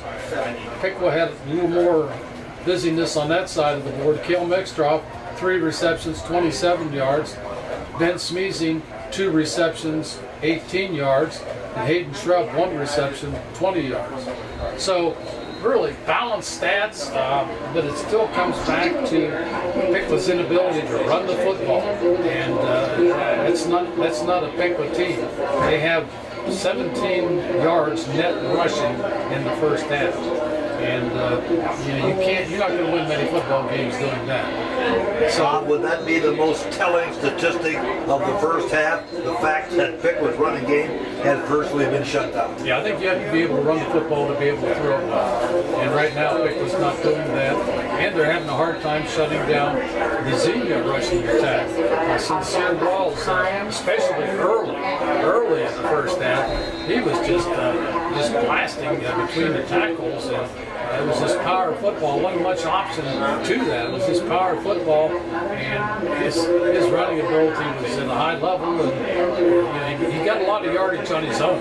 He might get hit, but he's going to fall forward for 3 or 4 yards, and that's what's put Xenia. That's why they have 14 points on the board. Bob, as I remember the triple option, there was a little more ball handling among the running backs than I think we've seen in the first half. Am I imagining things, or is everything that I'm seeing basically handing off to the big guy? Not anything more than that? I think It seems to be like power football rather than triple option football. I think this is Xenia's rendition of the triple option for tonight.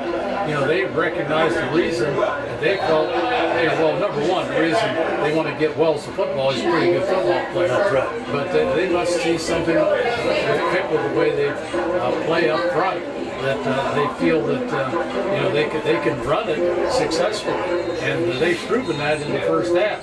Now it's going to be up to Piqua to come out in the second half. First Xenia's going to get the football to start the second half, and it's going to be up to the Indians to shut that down, shut that running attack down. Then when they get the football offensively, to establish their running game. You don't see halftime statistics too often where Ben Smeezing has a net of 2 yards rushing. You just don't see that, and that's what's happened tonight. Well, again, we'll see what's going to transpire as we start the second half of play. We're tied at 14 here at Alexander Stadium. Wayne Bachman and Bob Luby reminding you that you're watching Piqua High School football on the Indian Nation station, your home for Piqua Athletics. Again, thanking our sponsors for bringing you tonight's game. The Miami Valley Center Mall here in Piqua, the center of your life. Going postal on Ash Street in the Walmart Shopping Center. Go there for all your holiday shipping needs. SC Collectibles in the Miami Valley Center Mall. Your one stop for NFL and collegiate sports memorabilia, apparel, and collectibles. And Beppo Uno, the finest Italian pizzeria in Trattoria in Piqua, Ohio, at 414 West Water Street. Tell the Williams family that the Indian Nation Station extension. And by Brownlee Ray Realty, right here at 611 North Main Street in Piqua.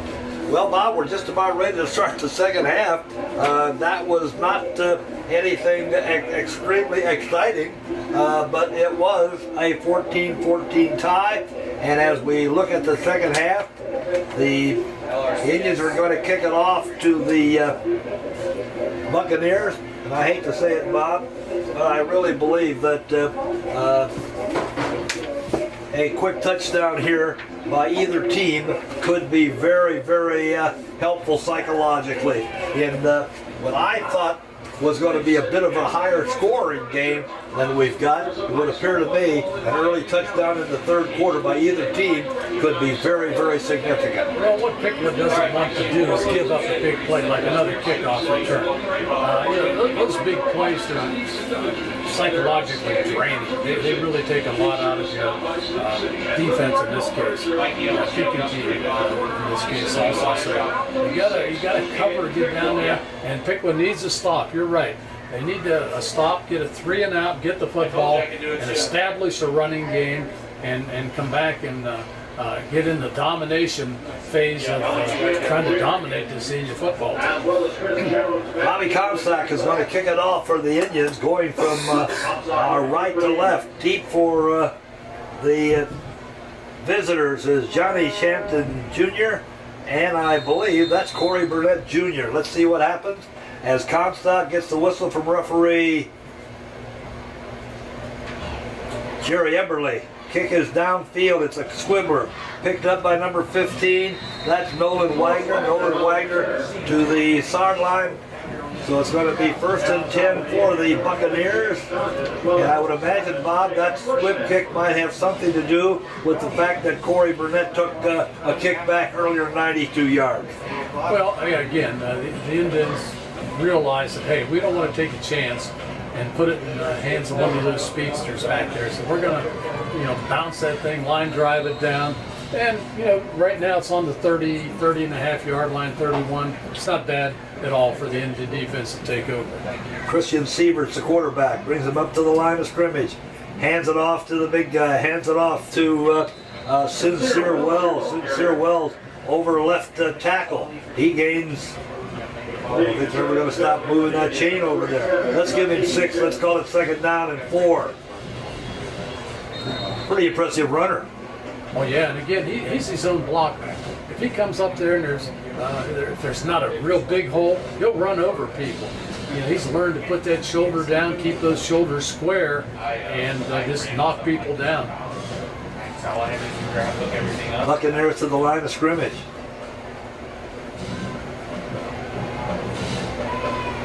Hand off this time goes to the far side. Sincere Wells gets it, but this time the Indians are waiting for him. Indians, I think. Gosh, he did get a couple out of that, didn't His he? forward progress clear up to the 40-yard line. So he's got 3rd down. Let's call it 3rd down, a long 1.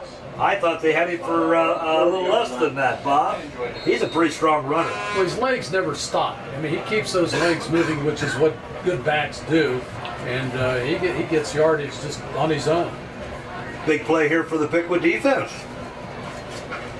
Sievert over center. Stop. I don't believe Sincere Wells got anything there. I think that they're going to mark it as a 4th down. 4th down, and well, Bob, I think it's the better part of a yard, but let's see what they're going to do. And it looks like they're going to go for it.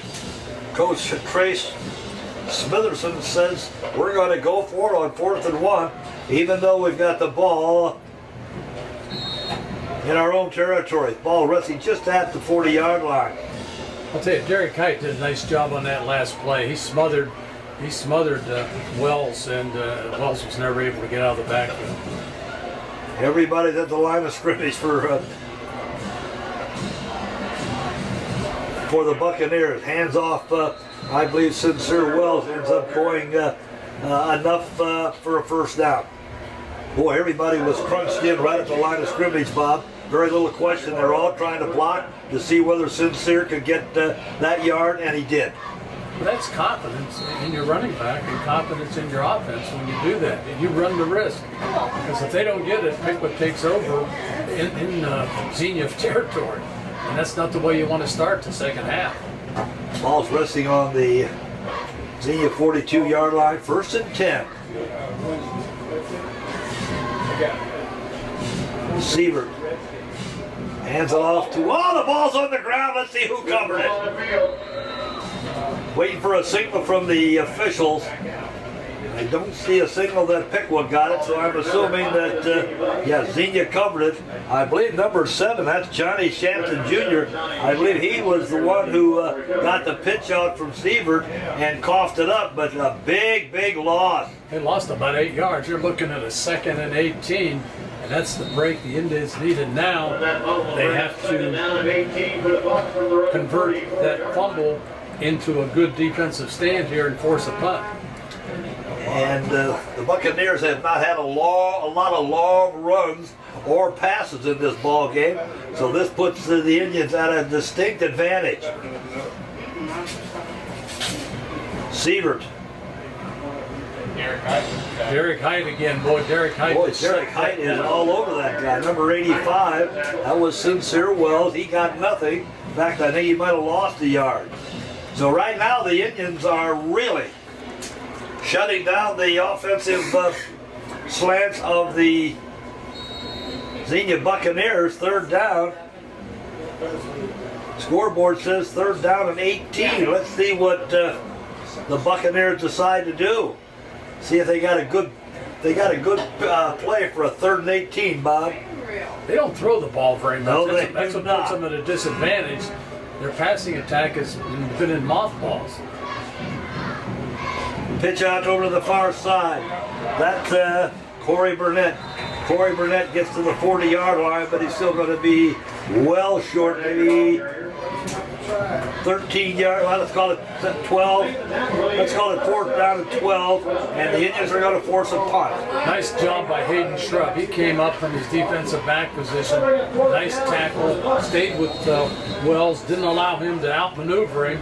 and he took Sincere Wells down with a very, very effective tackle. Number 11, Brett Russell's going to punt it away for And then Brent Russell for the punt for the Bucks. the Buccaneers.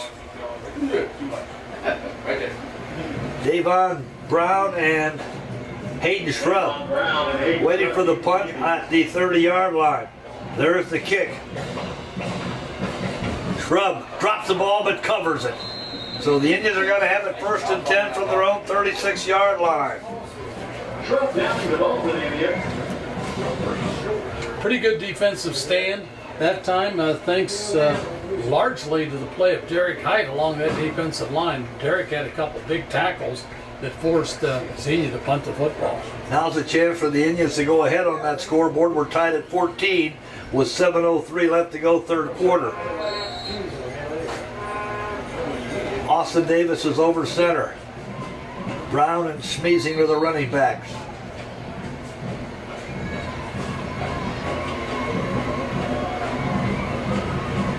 Suddenly number 55 for Piqua leaves the field. Colton Meyer, that's the center. Not exactly sure what that was all about. I think right now we're looking for another center. And here comes number 52 coming in from the sideline. Jacob Strayer, a 6'1", 228-pound junior. Now see, this is a little dangerous because here's a guy coming off the bench, hasn't snapped in the last period of time, and he's in here with the quarterback. He has the most important job. He has to get the ball back there to the quarterback. Austin Davis hands it off to Schmeezing. Ben Schmeezing's got some running room. Ben Schmeezing across midfield, all the way down to the 48-yard line. 1st and 10, Piqua. That was the first chance Ben had of breaking a tackle or two. More than enough for the first down, 1st and 10. That's what Bill Neese wants to see out of his offensive line. Create a hole. Ben will find it and get through it if you can create the hole. And it worked that time. Good job on both sides of blocking and running by Ben Schmeezing. 1st and 10. Ball now in Xenia territory. Wide out to the top side and to the near side. Austin Davis over center. Hands it off this time to Davon Brown. He's got some running room. Davon Brown powers his way inside the 40-yard line. Might be close enough for another first down. Let's see where they mark it. Let's see if they move the chain. May have to measure. I don't know. It's close. Referee looking down the way, trying to decide what to do. I think he's going to, they're going to going to measure it. 6:30 left to go, third quarter. We're tied at 14, but the Indians have the ball, showing some spark offensively, Bob. Yeah, 2 plays gained 10, I'm going to say 10 yards each. Just great execution at the point of attack, and on opposite sides of the line. First play was run to the left, second play run to the right. Both successful, and they got the first down. 1st and 10 for the Indians. First down, India. Ball's going to be resting on the Xenia 38-yard line. Here we are, 6:30 remaining in the third quarter. We're tied at 14, and the Indians are starting to generate some offense here. Austin Davis this time is going to go over center. Brown and Schmeezing are the running backs. Brown's going to get the ball. Dances around. Brown, your ball carrier. He's going to be wrestled to the ground, but I think he's going to get a yard. Let's see if they give him 2. I think one might be as much as Davon could get out of that one. 2nd down and 9.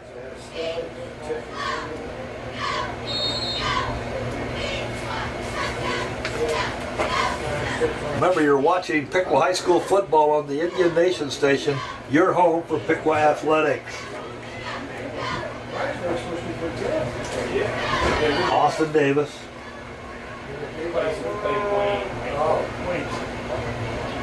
Over to the far sideline. Intended for Hayden Shrub. He's going to go for a touchdown, Bob. 10-5 touchdown. Hayden Shrub.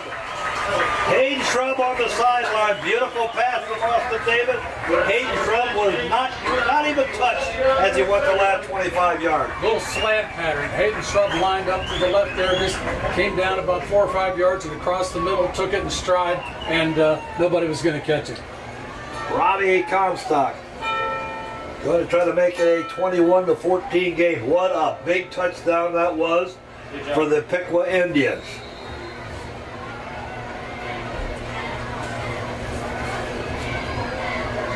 Kick is up, it is good.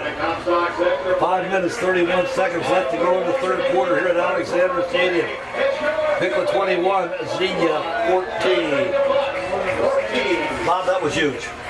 That was the way. That's what you wanted. Looking for positive momentum, positive reaction from the offensive football team.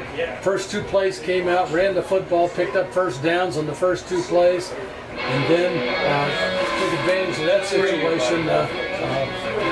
Great pass offense from Davis to Schrupp for the touchdown. Well executed. Ball was on target, and Schrupp took it to the house. So Robbie Comstock's going to kick it deep. We've got Corey Burnett and Chris Jones deep for the Buccaneers. We haven't had a lot of kicks that have been of any length in this ball game, and I think that's probably by design. And I think that should continue on Piqua's part. Don't give Xenia the opportunity to hurt you with that big play. You know, if you give up the ball on the 30, 33-yard line, hey, that's fine. Rather see that than a return for 85 yards. Comstock's ready. And here's the kick. Another squib. Oh, right at the first line of defenders at midfield. It hit one of the Xenia players, but I think Xenia covered it. They did. It bounced off that up man, and it was close enough to him that he could react and fall on it. Not the kind of field position you want to give up. I'd like to have seen that ball placed not right in the wickets, off to the side so you could get it further downfield, but that's what it is. It's what it is, so the Indians will go on defense now. Ball resting right on the 50-yard line. Here come the Buccaneers out to the line of scrimmage. Well, okay, they're just doing it to the two. Sievert's still the quarterback.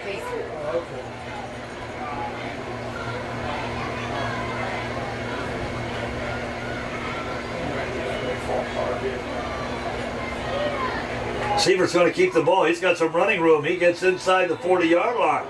That's about as big a run as he's had all night. Good for a first down for the Buccaneers. Yeah, the option play, everybody was focused on thinking about Sincere Wells, and Sievert kind of crossed them up and kept the football. That's what you have to do. You have to mix it up a little bit. He hasn't run the ball much, or nor has he passed it much. So need to get him involved a little more if Xenia wants to move the ball. 1st and 10. Ball's resting on the Piqua 39-yard line.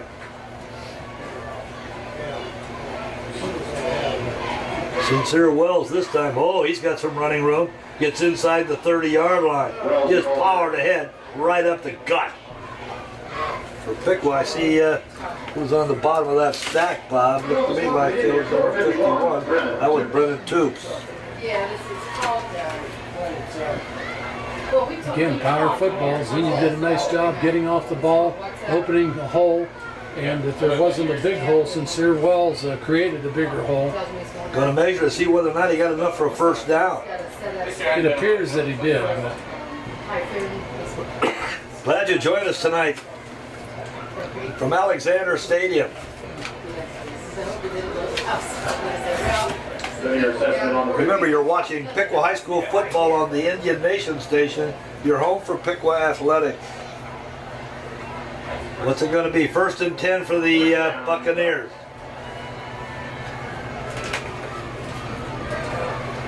.457 left to go here.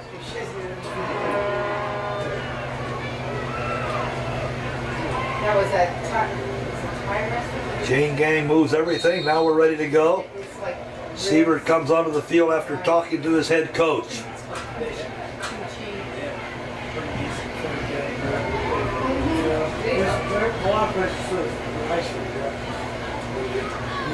They would out back there.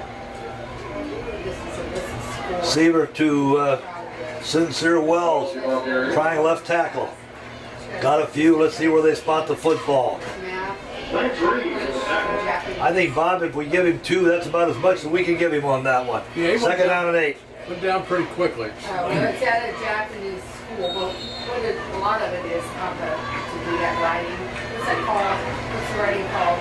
We're tied at 14 with 4 minutes and 10 seconds left to go in the third quarter. But anyhow, I think she's got an advantage. Sievert. Her dad. Hand off to Sincere Wells. Oh, he's got running room around the right side. Gets inside the 15-yard line. Not quite. Gets to the 16-yard line before he's knocked out of bounds by Jacob Bushnell. Yeah, Wells kicked it out to the outside that time. Didn't know whether that was a design play to go outside, whether he saw the middle not set up for a good running room, kind of jammed on him. So has good speed, has that extra gear, can kick it out. Kind of hard to bring down. First and 10 for the Buccaneers. They're on the Piqua 14-yard line. Sievert brings them up to the line of scrimmage.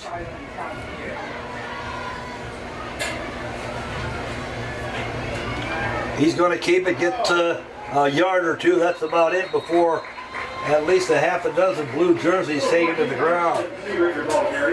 Ben Smeezing in there from his middle linebacker position to lead the charge. Shut off that middle of the field nicely.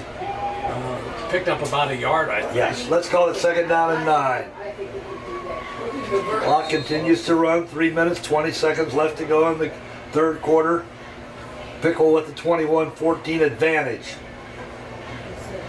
But the Buccaneers are driving. Somebody'd be looking for that. Probably mine.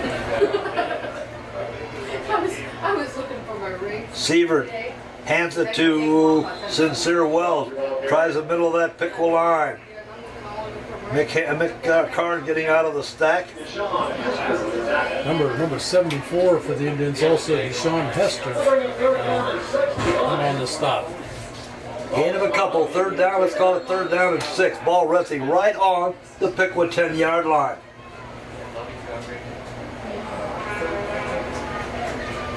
You know, I always say this is a big stop if they can hold on third down, but the way Xenia is, they go for it on fourth down, so you're never out of the woods, so to speak. Sievert. Somebody moved in the backfield for Xenia, so that's going to be a 5-yard penalty. A little bit of a break there, Bob. Yep, it's going to push them further back to make it 3rd and 11. The passing game of the Buccaneers has not been anything sparkling. No. Yeah, they just don't throw the ball very often, and I guess the feeling is when you have a back like Sincere Wells, we're gonna run him as often as we can because he is a very effective runner. These next 2 plays are big in this ball game. Oh yeah. Are they going to be forced to throw? They may, but I think as much as they like Wells, they'll try to find a way to get him the football. Sievert over center. He is going to pass. Going to pass to the left side, and he threw it too low for his receiver, who was open. His receiver was number 3, and that was Corey Burnett, but it falls incomplete. Yeah, he was able, if that ball's well thrown, he's able to catch it and takes it down at least to a first down. I don't know if he gets in the end zone or not. So now the play of the night is right here. 4th down, ball resting on the Piqua 15-yard line. And the Indians with a 21-14 advantage. This is huge, Bob. By far the biggest play of this ball game.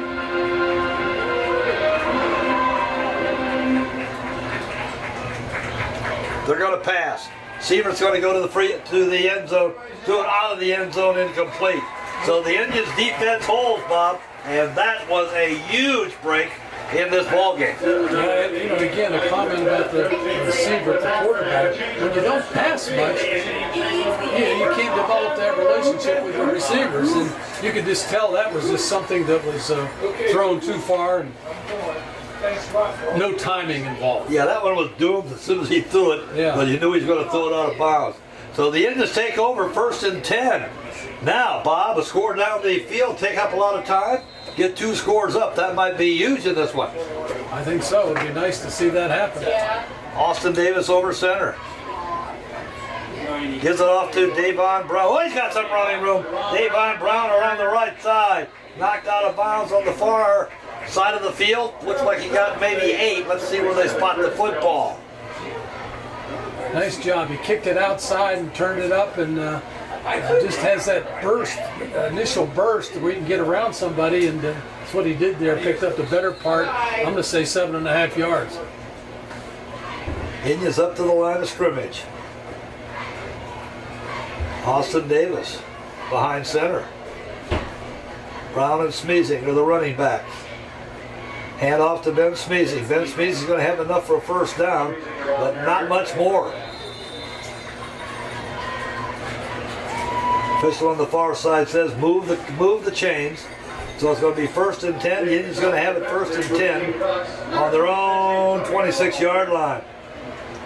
Minute 29 left to go in the 3rd quarter. Indian offensive line coming to life a little more. It appears they're starting to block a little better, creating some running lanes in there for Smeezing and Brown.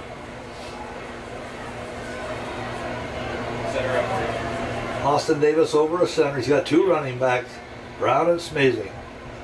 This time it's the Brown. Brown tries the right side, but didn't have much there. Davon Brown, your ball carrier. A little misdirection, and Xenia, the middle of the defense, just stepped up and shut that down. Maybe a yard at most. Let's call it 2nd down and 9.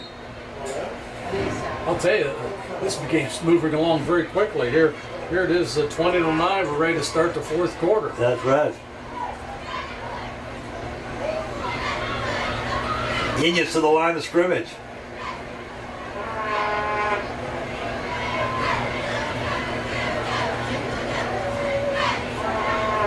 Davis is going to pass to the far sideline. He's got number 15, that is Owen Toops. He's got him for the completed pass and a Piqua first down. They'll spot the ball at about the Piqua 42, 43-yard line, 42-yard line. That was a well-executed play. Yes, Austin it was. Davis threw the ball well. Toops a little down and sideline and caught the football and turned it upfield and got the first down. When you do that, when you start completing passes, those defensive backs of Xenia can't cheat up as much because they have to respect that. India's at the line of scrimmage. This time to Ben Smeezing. Ben Smeezing goes over left tackle. He's going to get 3 or 4 before they bring him down. And that will probably be the last play of the 3rd quarter.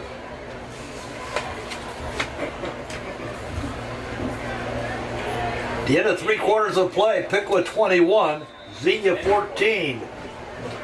Thanks to some of our sponsors, Gonzo Radio, radio that listens to you, bringing true classic hits back to Piqua, the Upper Valley, and the world. America's Best Choice Windows and More. American proud, America made. Start savings today. Miami Valley Steel, we do and get a first-hand look at the steel culture. We strive to achieve it. Miami Valley Steel right here in Piqua. East of Chicago, Piqua. Pizza done right.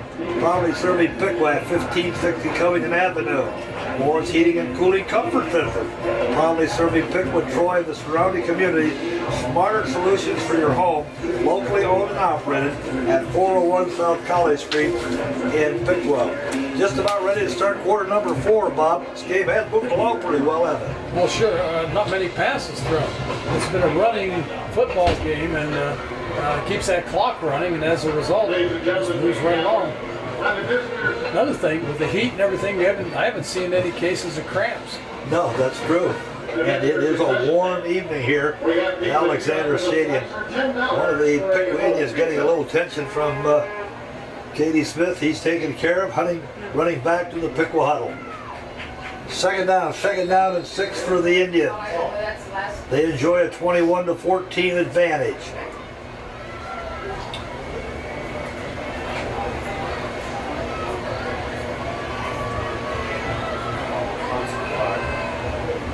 Davis to the near sideline. Gets it back over to Owen Toops. Owen Toops gets to midfield. Just a little sideline pass, well executed. Owen caught it and lunged ahead for an extra yard or two. So again, it puts the Indians right at midfield in the third down and 2 situation. So my guess is you're going to see, if we don't get it on third down, I'm guessing you're going to see Bill Neese go for it on 4th. Austin Davis over center. I don't know how to do that. Hands off to Ben Smeezy. Ben's going to try to get around the corner, and he does. Gets more than enough for the first down. Gets into Xenia territory. Gets inside the 45-yard line. Bob, I'm just wondering, do you think maybe there's also the possibility that the Indians might be getting them a little tired? Could they be a little tired? Might be. Of course, the weather, if it's the heat and the weather, maybe the Indians should be affected too. But the first half I thought was sluggish portrayal by the Indians. They seemed to be a step slow all the time. Davis back to pass. He's going to go to the far sideline, near sideline. Tries to throw one to Sam Herndon, but threw it over his head. Goes incomplete.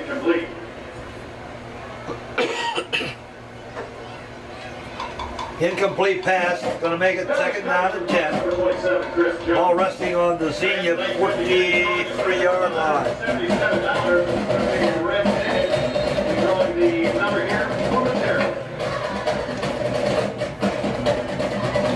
Glad you've joined us tonight from Alexander Stadium.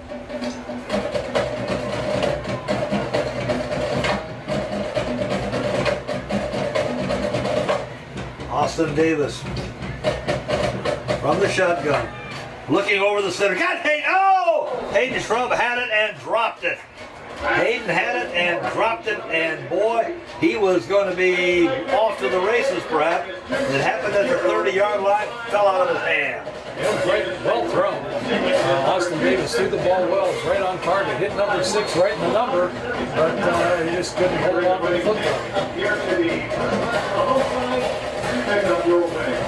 Now let's see what the Indians do at 3rd and 10. Clock stop with 10:50 left to go in this ball game. Piqua 21, Xenia 14. Davis over the middle. Oh, he's got Hayden Shrub this time. Exactly the same play. Hayden Shrub's going to go in for the score. Hayden Shrub on exactly the same play as the last one. This time he got a step on the defender, and the defender slipped a little bit. Hayden Shrub picked it off and went the distance. I bet if Hayden was back in the huddle, he probably said to Austin, if we run that play again, believe me, I'm going to catch this one. And he did. Exactly the same play, wasn't it, Bob? Yep. Good for the Piqua score. Robbie Comstock going to try to make it 28-14 in favor of the Indians. Then somebody went offside, I believe, on the Xenia side of the football. Let's see if that's the call. No, they're asking a player to go to the sideline. Not sure what that was all about. Someone comes in from the sideline. Hayden Shrub on the touchdown pass from Austin Davis.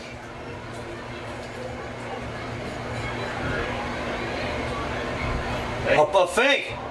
Mick Carnes is going to go around the left side into the end zone for 2. Holy mackerel. Bill Neese is putting a little creative touch to that offense, Bob. When your holder jumps up and then runs it in for the 2-point conversion. Now, that's big because Xenia's got to score 2 touchdowns, and now they're going to have to go for the 2-point conversion sometime down the line. 10:41 left to go in the ball game. 29-14 Piqua. Mulligan's Pub, the only place to go in beautiful downtown Fort Piqua Plaza. Catering and fine cuisine by Chef James Patton. Dip Glumpkin, remember this catchphrase, you've heard it many times. It's very important to every client. Got a bump? Go see Lump. They do a lot to support Piqua and the Indians. Piqua Harley Davidson. We promote the passion for motorcycling for our customers and community by providing an exciting and fun experience through integrity-based principles. Another one of our sponsors, Unity National Bank, your hometown banking solution at 215 North Wayne Street in Piqua. So the Indians suddenly have a 15-point lead. Let's see who's going to go deep for the Buccaneers. Number 3. That's Corey Burnett Jr., I think, Bob. Closest to us, and across the way it looks like number 27. 27 is Chris Jones. Yeah. We heard a lot about Michi Harris, their Division I pass receiver, but obviously was not able to play because of an injury. There's a squib kick, and the Buccaneers are going to field it at about their own 34-yard line. See, quite often when guys up front field a squib kick or a short kick, they never touch the football all year. So that's why it's always dangerous for them. No matter how you feel like you want to run, you should probably just drop down and cover it. Because you're not used to protecting the ball when you're tackled, and it's easy to cough that thing up. Now let's see whether Xenia decides that they've got to do something besides run the football. Their passing game has not been very strong. Let's see what happens as Kristen Sievert brings them up to the line of scrimmage. They're on their own 34-yard line. Hand off to Sincere Wells. Sincere Wells going to gain 2 or 3. Right now, well, let's give him 4. Let's go to second down and 6. And right now, I think the Buccaneers have to worry about doing it 4 yards at a time, Bob. Yeah, see, with the limited passing attack, that's what happens. When you fall behind, it makes it more difficult to play that catch-up game. And right now, with the clock ticking at 10:23 left in the ball game, Xenia needs 2 scores and a 2-point conversion to tie the game. And again, it's just harder for them to play that catch-up game. Sievert over center.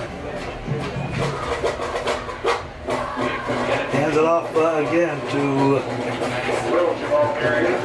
boy, Sincere Wells has really been put to the test tonight. He got a couple. Let's go to third down. Let's go to third down and 5.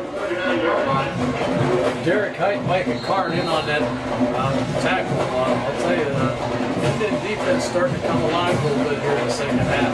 In fact, Bob, I think it would be safe to say the Indians have kind of dominated the second half of play. Oh, yeah. Sievers, he's going to keep the ball himself. He's going to go towards the 45-yard line. Let's see if he's got enough for a Xenia first down. I think it's going to be awfully close. I think he does. First and 10 for the Buccaneers. First down, Bucks.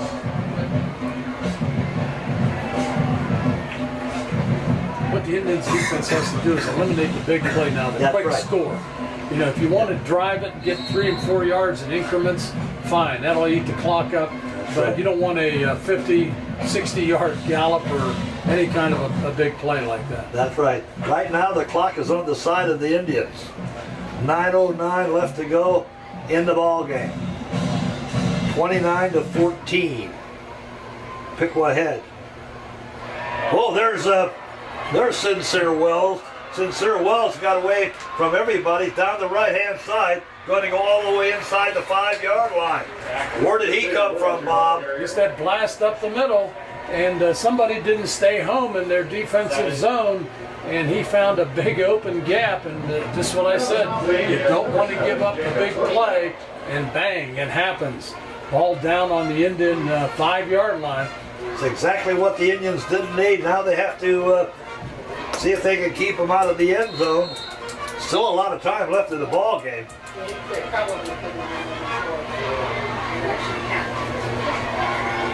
Sievert over center.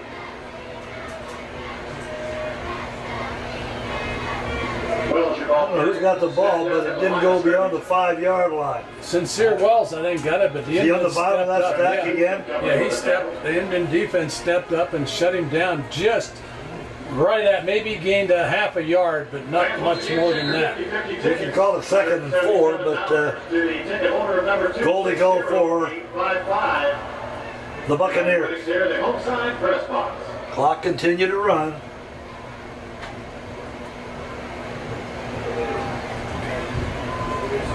Sievers. Pitch out over to the far side on the left side.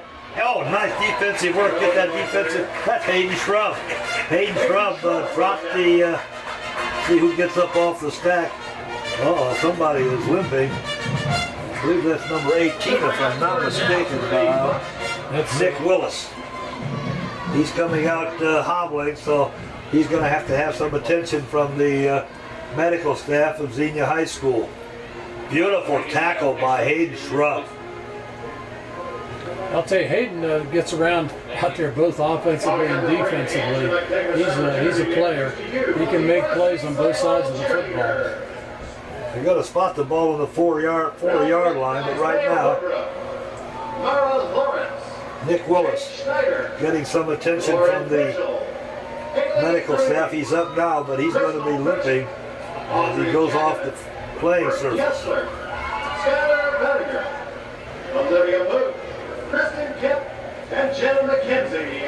All right, now we're back to the ball game, Bob. 3rd down. Ball resting on the 4-yard line.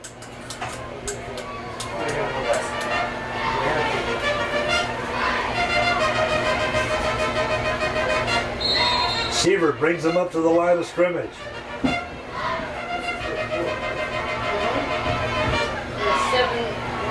Hand off to Sincere Wells. He didn't get a touchdown, so it's going to be 4th down. And again, Bob, this does take time off the clock. Down the stump of the Indians, number 57, Grant 2. Right, it's going to be 4th down. Ball resting on the 1.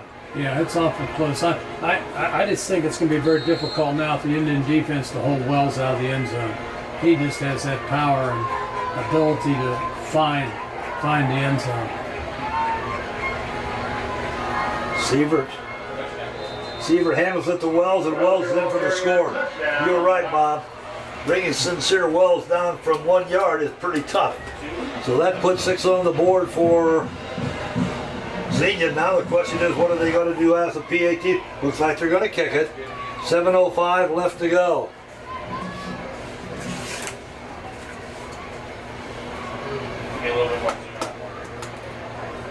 Falvey for the PAT for the Buccaneers.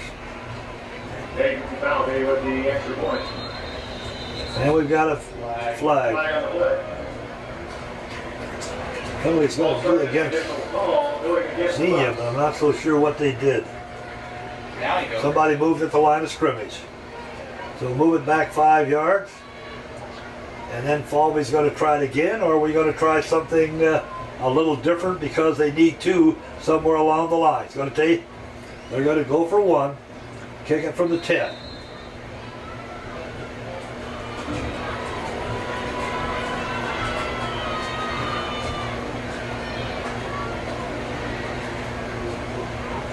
Oh, the ball gets away from the holder. So it goes to the ground. Piqua covers it. So with 7:05 left to go in the game, Piqua 29, Xenia 20. So that makes it a 2-score game now. That makes it a 2-score game. That's right, with that missed extra point, even if it was a 1-pointer. You're right, Bob. Over $14,000. He was going to get the football, but let's say thanks to our sponsor. Miami Valley Center Mall here in Piqua, the center of your life. Going postal at 1268 Ash Street in the Walmart Shopping Center. Go there for all of your holiday shipping needs. SC Collectibles in the Miami Valley Center Mall. Your one-stop shop for NFL and collegiate sports memorabilia, apparel, and collectibles. Beppo Uno, the finest Italian pizzeria in around 414 West Water Street. Tell the Williamson family the Indian Nation sent you. And Brownlee Ray Realty, 611 North Main Street in Piqua. Thanks to all those sponsors who brought you tonight's game. Well, now let's see what kind of kick we're going to see, Bob. We're going to try that onside kick because we need the ball. We're going to try see if we can't keep it, kick it deep and take it away for good field position. That'll be interesting. I think it's an onside kick because they need the ball. I really expect a short kick and position so that Xenia has a good chance to get down and cover it after it goes 10 yards. Paul, waiting for the referee's signal. Here it comes. You're right. It's a 10-yarder, and I believe Piqua covered it nicely. So the Indians are going to have the 1st and 10. Going to have it on their own 44-yard line. Number 15, Colin Timpson, down to the kickoff. Bob says we've got 7 minutes and 5 seconds left to go. Bob pointed out something that I had missed. With a 9-point advantage, you've got to score twice. A touchdown and a 2-pointer doesn't do you any good, Bob. All you go home is 1 point short. Right. See what happens as the Indians come up to the line of scrimmage.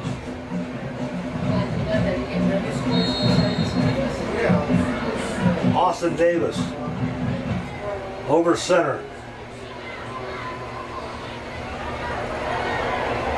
Davon Brown, he's got some running room. Gets to the 44, 45-yard line. Did I see a flag, Bob? I don't know if I did. No, I did not. Davon Brown, yes, we did have a flag. And the call's going to go against the Indians. I think he gave a holding call, didn't he? I think so, yes. So the penalty's going to go against the Indians. Davon Brown got a few yards, but to no avail. I think that was close to a first down, so I think that may take away a first down to put the Indians in a 1st and 20. They go to spot the ball at the 36-yard line.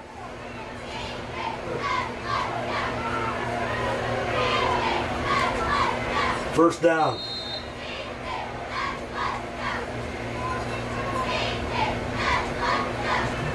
Wide out to the top side, end to the near side. Austin Davis is finding himself under center. He's letting that play clock ride down. It's down to 5 seconds now. Hand off to Smeezing. No, Ben gets away from one tackler, gets away from a second tackler, and ends up getting the better part of 7 yards. Nice second effort by number 23, Ben Smeezing. All on his own, really. He just has that ability to twist, and he's strong. That's it. Ben's a strong kid, 6'2", 222, and he's difficult to bring down. You won't bring him down with an arm tackle. You need the head in there, or shoulder. You just can't reach out and hope to grab a hold. Second down and 10 for the Indians. Clock running with 5:55 left. 29-20 in favor of the Indians.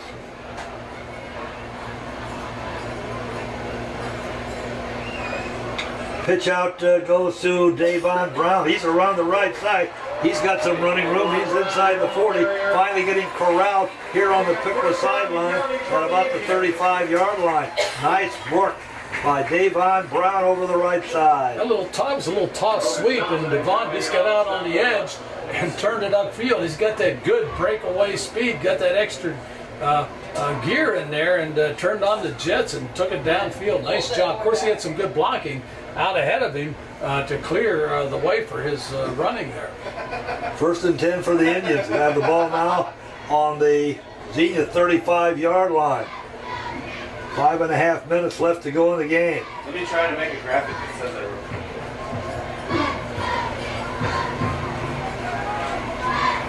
Austin Davis over center.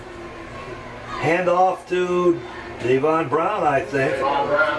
Davon Brown tries the center of that Xenia line. Got a couple. Let's give him 2. Let's call it 2nd down and 8.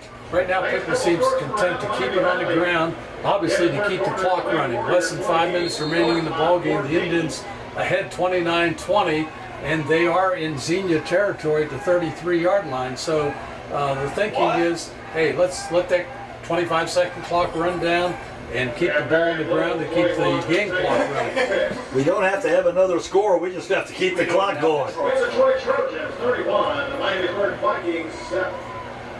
Indians at the line of scrimmage. This time it's Brown again. He kept driving inside the 30-yard line. Nice second effort by Davon Brown. Yeah, he was hit probably at the 34 and just pulled a couple tacklers with him up right to the 29-yard line. That's going to make it a third down. Let's call it third down and 4. We're at the 4-minute mark of the ball game. Piqua 29, Xenia 20. That's their bar 21, Tippecanoe 20 in the fourth. Austin Davis taking plenty of time because the clock's moving. Hand off to Ben Smazing. Ben Smazing got some running room. Ben Smazing's got a lot of running room. It's inside the 20-yard line, good for a first down, plus a whole lot more. Now this is the Indian running attack as we know it. You know, blockers staying on blocks, opening holes. Of course, Ben Smazing running like he always runs, and the Indians just moving the ball down the field. Second half, the running game for Piqua probably been the difference. Oh, sure. No question about it. First and 10. That's Trotwood 52. Ball resting on the 17-yard line.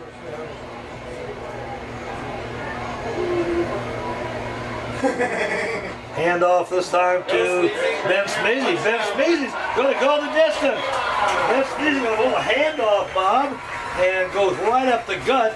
And I'm not so sure he is even touched as he goes into the end zone for another Piqua score. Went in standing up, a little misdirection playing the backfield, I think, and just boom, powers it in. That should seal it for the Indians, but we still have 3 minutes left to go. Robbie Comstock for the PAT. Kick is up, it is good. There's a flag. Flag on the play. Let's see what the call is going to be.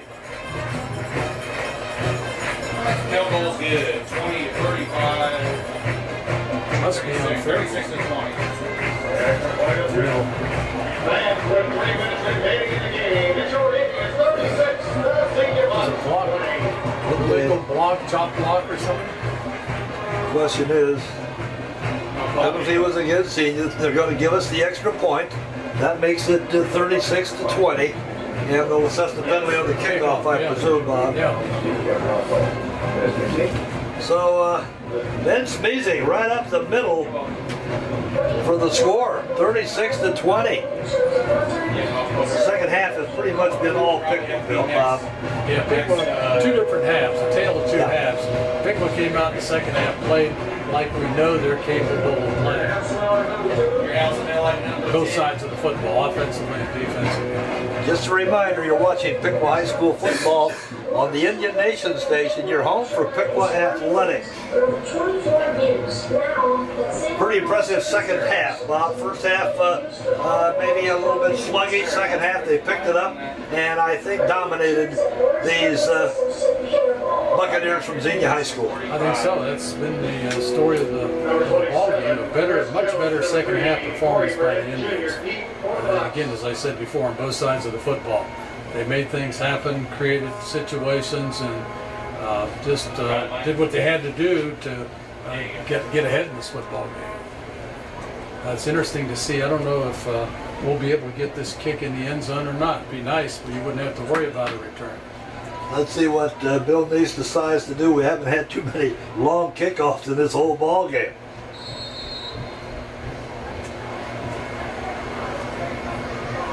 Comstock's ready. Now we're going to get one, Bob. That's going to go into the end zone. Yes, it is. It's going to be a touchback. He's going to have it first and 10. Touchback for the Bucs. 3 minutes and 5 seconds left on the clock. The Indians ahead 36-20. and it appears that unless too many things happen that couldn't or shouldn't happen, do happen, the Indians are going to walk away with a victory.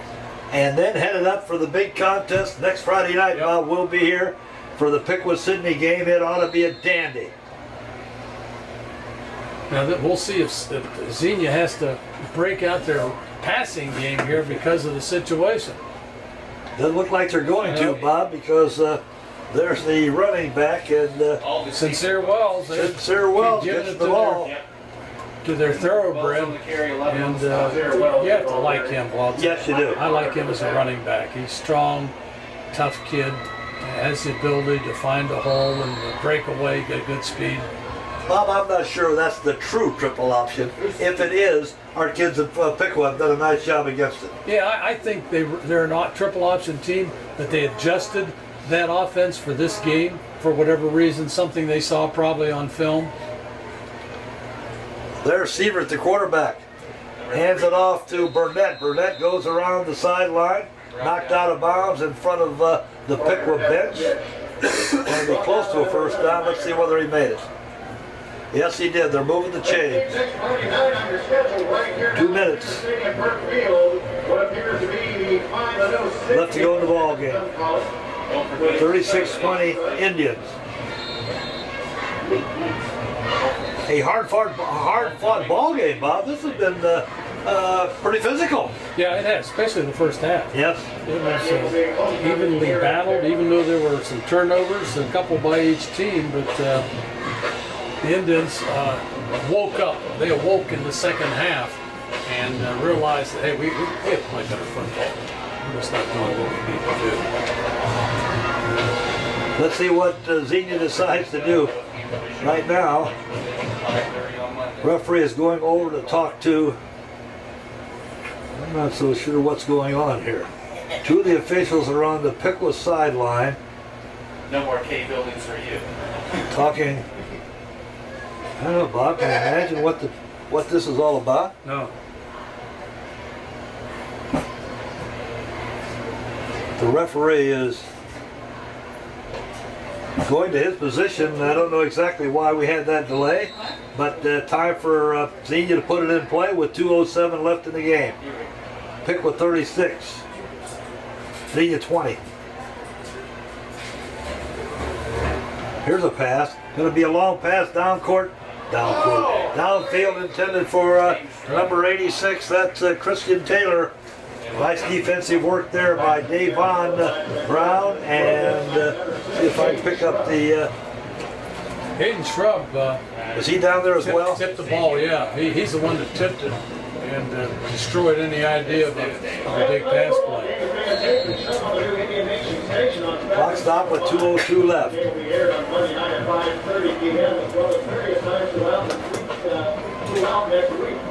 And you also view on campusnation.com, the sports channel, for your viewing pleasure. Seaver brings him up to the line of scrimmage. Hands it off to Sincere Wells.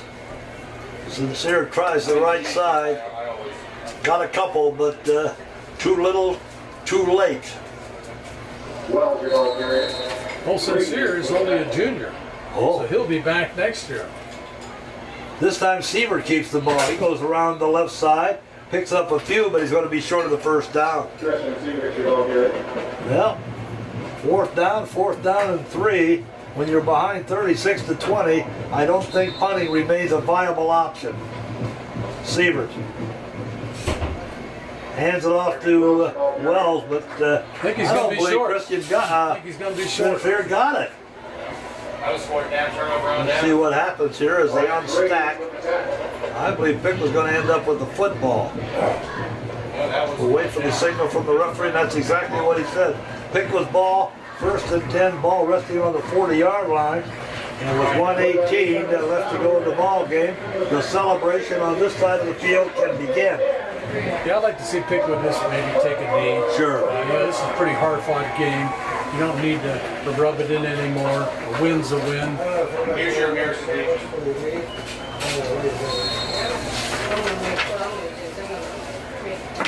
See what she's up. Okay. And then once the time. I thought maybe they did the show. He missed it. And I think, Bob, that's exactly, yes, that's exactly what's going to happen as Austin Davis, being surrounded by 2 running backs, he's going to take a knee. And with 1:16 left to go, and the clock will run, this one's going to belong to the Indians. Touchdown to Alexander Stadium. American Legion is donating $100 for every touchdown scored by the Indians. Thank you, American Legion. So the Indians are going to go 3-2 as they go into next Friday night's game with the Sydney Yellow Jackets. We have not heard what the Yellow Jackets are doing, but we'd almost be willing to assume that they're going to beat West Carrollton and set up a classic case of high school football next Friday night right here at Alexander Stadium. Austin Davis takes another knee. Austin Davis taking a knee. He's running the 35 seconds left. clock. Need one more.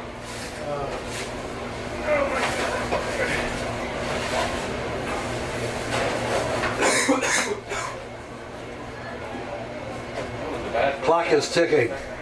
15 seconds. Another knee. At this time, both teams are congratulating each other. It was a heck of a nice ball game. Piqua prevailed 36-20. Remember, we're back in action next Friday. Glad you've joined us. The Indians now go 3-2. The Xenia Buccaneers go 0-5.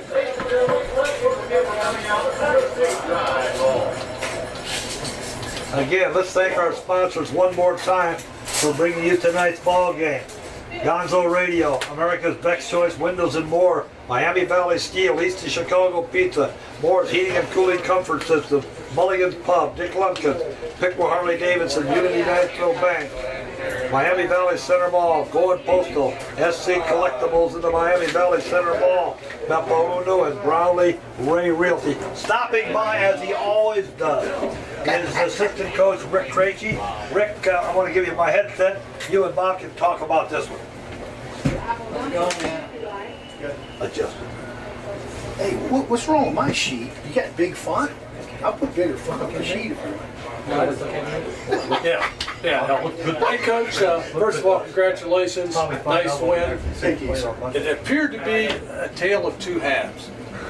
First half, Piqua just couldn't get untracked. Had a hard time stopping the tailback or the running back, and then we were struggling a little bit moving the football. But halftime, some things must have happened, and we got adjusted, adapted, and came out. It was a different second half. At the beginning we started slow. I think the kids were overhyped, and they were ready to play. We had troubles executing a little bit, but I'm so proud of the defense. The defense played great again. That's a tough offense to stop. The running back's good. They had a good offensive line, and they're all young, and he's improving that program, and they're going to be good in the future. Well, his running back's only a junior. He'll be back next year, so he's got good speed. He's strong. He's big. He's powerful. He'll cause you a problem. Do you think they adapted their offense for this particular game? They did some things differently, but basically what they did was they ran the fullback, and they used their power game. Something that I thought they were going to do, or we thought they were going to do. We made some good adjustments, and I thought, we took away the big play other than the kickoff, and I think that was the game plan. And you forced them to go to long field. And eventually, good things are going to happen for you, and that's what our plan was. Well, second half we came out and ran the ball better. Both Sneezing and Brown just got a lot of extra yards on their own. Played with a little more, seemed to play with a little more enthusiasm. Well, we changed some things in the running game to help us, and they were doing some things differently that we didn't expect, and then we made our adjustment. We started running the weak side a lot with our buck play, and that seemed to help us a little bit and open up the field a little bit. Then we started having success more with the pass game, so it helped. It goes hand in hand. Well, for a while there, I thought Xenia was winning the battle at the line of scrimmage. Exactly. On both sides of the ball, and it really made it tough to execute much of the offense. And I thought their offensive line played well the first half. Yeah, they did. they have some good size on the offensive line, and they took advantage of their power game. And you know, sometimes that hurts you. And you know, we made some adjustments, and I'm so happy with the defense because they played very well. I thought it was big when we went like a car and ran for 2 on the extra point. I think it fooled everybody in the stadium. They weren't looking for that. Obviously, that's what you want. But you don't see that much out of the Piqua Indians. That wasn't planned, buddy. Oh, it wasn't? That was not planned, though. He did that on his own. Did he really? Well, yeah, he thought he couldn't get the snap down in time. Oh, okay. And the timing was off, so he just picked it up and ran it. Wasn't anything he saw then out there? No. Did it work? I mean, it looked like it was chalk on the chalkboard, and this is what we're going to do. That's interesting. Okay, you shared one with me, Coach. Oh, yeah, buddy. Big one next week for Sydney. Celebrate tonight. Nice victory, but you got to focus on a 5-0 football team coming in here. This place will be packed. Sydney always brings a crowd, especially when they're good. And they'll come down here expecting to do what they have done thus far, continue to win. So, any feelings yet about that game from your standpoint? You know, it's going to be a similar type of a power game with their running back because he's a good runner, a big, strong kid. That's going to be similar. You know, and when the quarterback's back now, that adds a different dimension to their offense. Hurts a couple different ways. They certainly can, and we're going to be ready. We're going to practice all week hard, and you know, hopefully this game will help us for next week. Yeah, and I want to say, you can't get up for the Sydney game 10. You can't get up for anything. So what do you do to get your kids up? If you have to get your kids up for a game like this, it's a problem. You know, you're a football player. Hit the record you button don't need on that somebody little to say, hey, Panasonic thing right behind you. Be ready at so and so. They're going to hit the red button. That's the fun of it, you know, to come out and play a game like that, and you know, we're looking forward to it. Well, hey, nice victory tonight, Coach. Thanks for stopping by as usual. See you next week. Right. Sydney's in town. Rick Krejci, assistant coach of the Piqua Indians. Stop by and chat with us a little bit, and thanks, Coach. Bob, 36-20 victory. Thanks, you, I gave you a chance. Did I get you the stats? Krejci's got the stats. Oh, he's gone. Yeah, Bob, maybe we are going to talk about the stats. If Krejci, Coach Krejci took them, I guess we have to talk a little bit about the ball game. Again, 36-20. You covered it very, very nicely with Coach Krejci. A game of 2 halves. We dominated the second half and were able to basically put this one away. And now everybody can wake up tomorrow morning and probably get ready for the Piqua Indians 3-2 and the Sydney Yellow Jackets probably 5-0 for what will be the biggest game in the Miami Valley next Friday night. Oh, no question about that. You know, going back to our interview with Coach Krejci, did you hear me asking about that extra point? Yes, I did. Boy, I tell you, that fooled me. I said, boy, what a call. Mike and Cart, you send him in there, run for 2. He said, no, he did that on his own. I said, you're kidding me. It shocked me, but I guess the way football goes. I think you're right. You talk about a risk. He said he couldn't get the ball down. Didn't get a good snap. I couldn't tell that. I couldn't either. But said he couldn't get the ball down, so he just picked it up and ran with it. And boy, he got it in. Well, just a reminder that we'll be back next Friday night for the telecast of the Sydney Piqua game. It's going to be homecoming here at Piqua High School. Well, that's the story tonight from Alexander Stadium with the final score Piqua 36 and Xenia 20. Reminder that telecast September 29th. Sydney comes to town. The replay can be viewed on Monday, October 2nd at 5:30 p.m. We'd like to thank the Piqua City Schools, the Piqua Athletic Department, Piqua Head Coach Bill Neath, Athletic Director Chip Hare, Media Teacher Damian Skeens, A.J. Ganger, tonight Director and TriCaster, and the students of Piqua High School that helped us fill this game, Morgan Ford and Mike Schubert. Again, the final score tonight was Piqua 36, Xenia 20. Until the next time, this is Dwayne Bachman, along with Bob Luby saying, good night, everybody.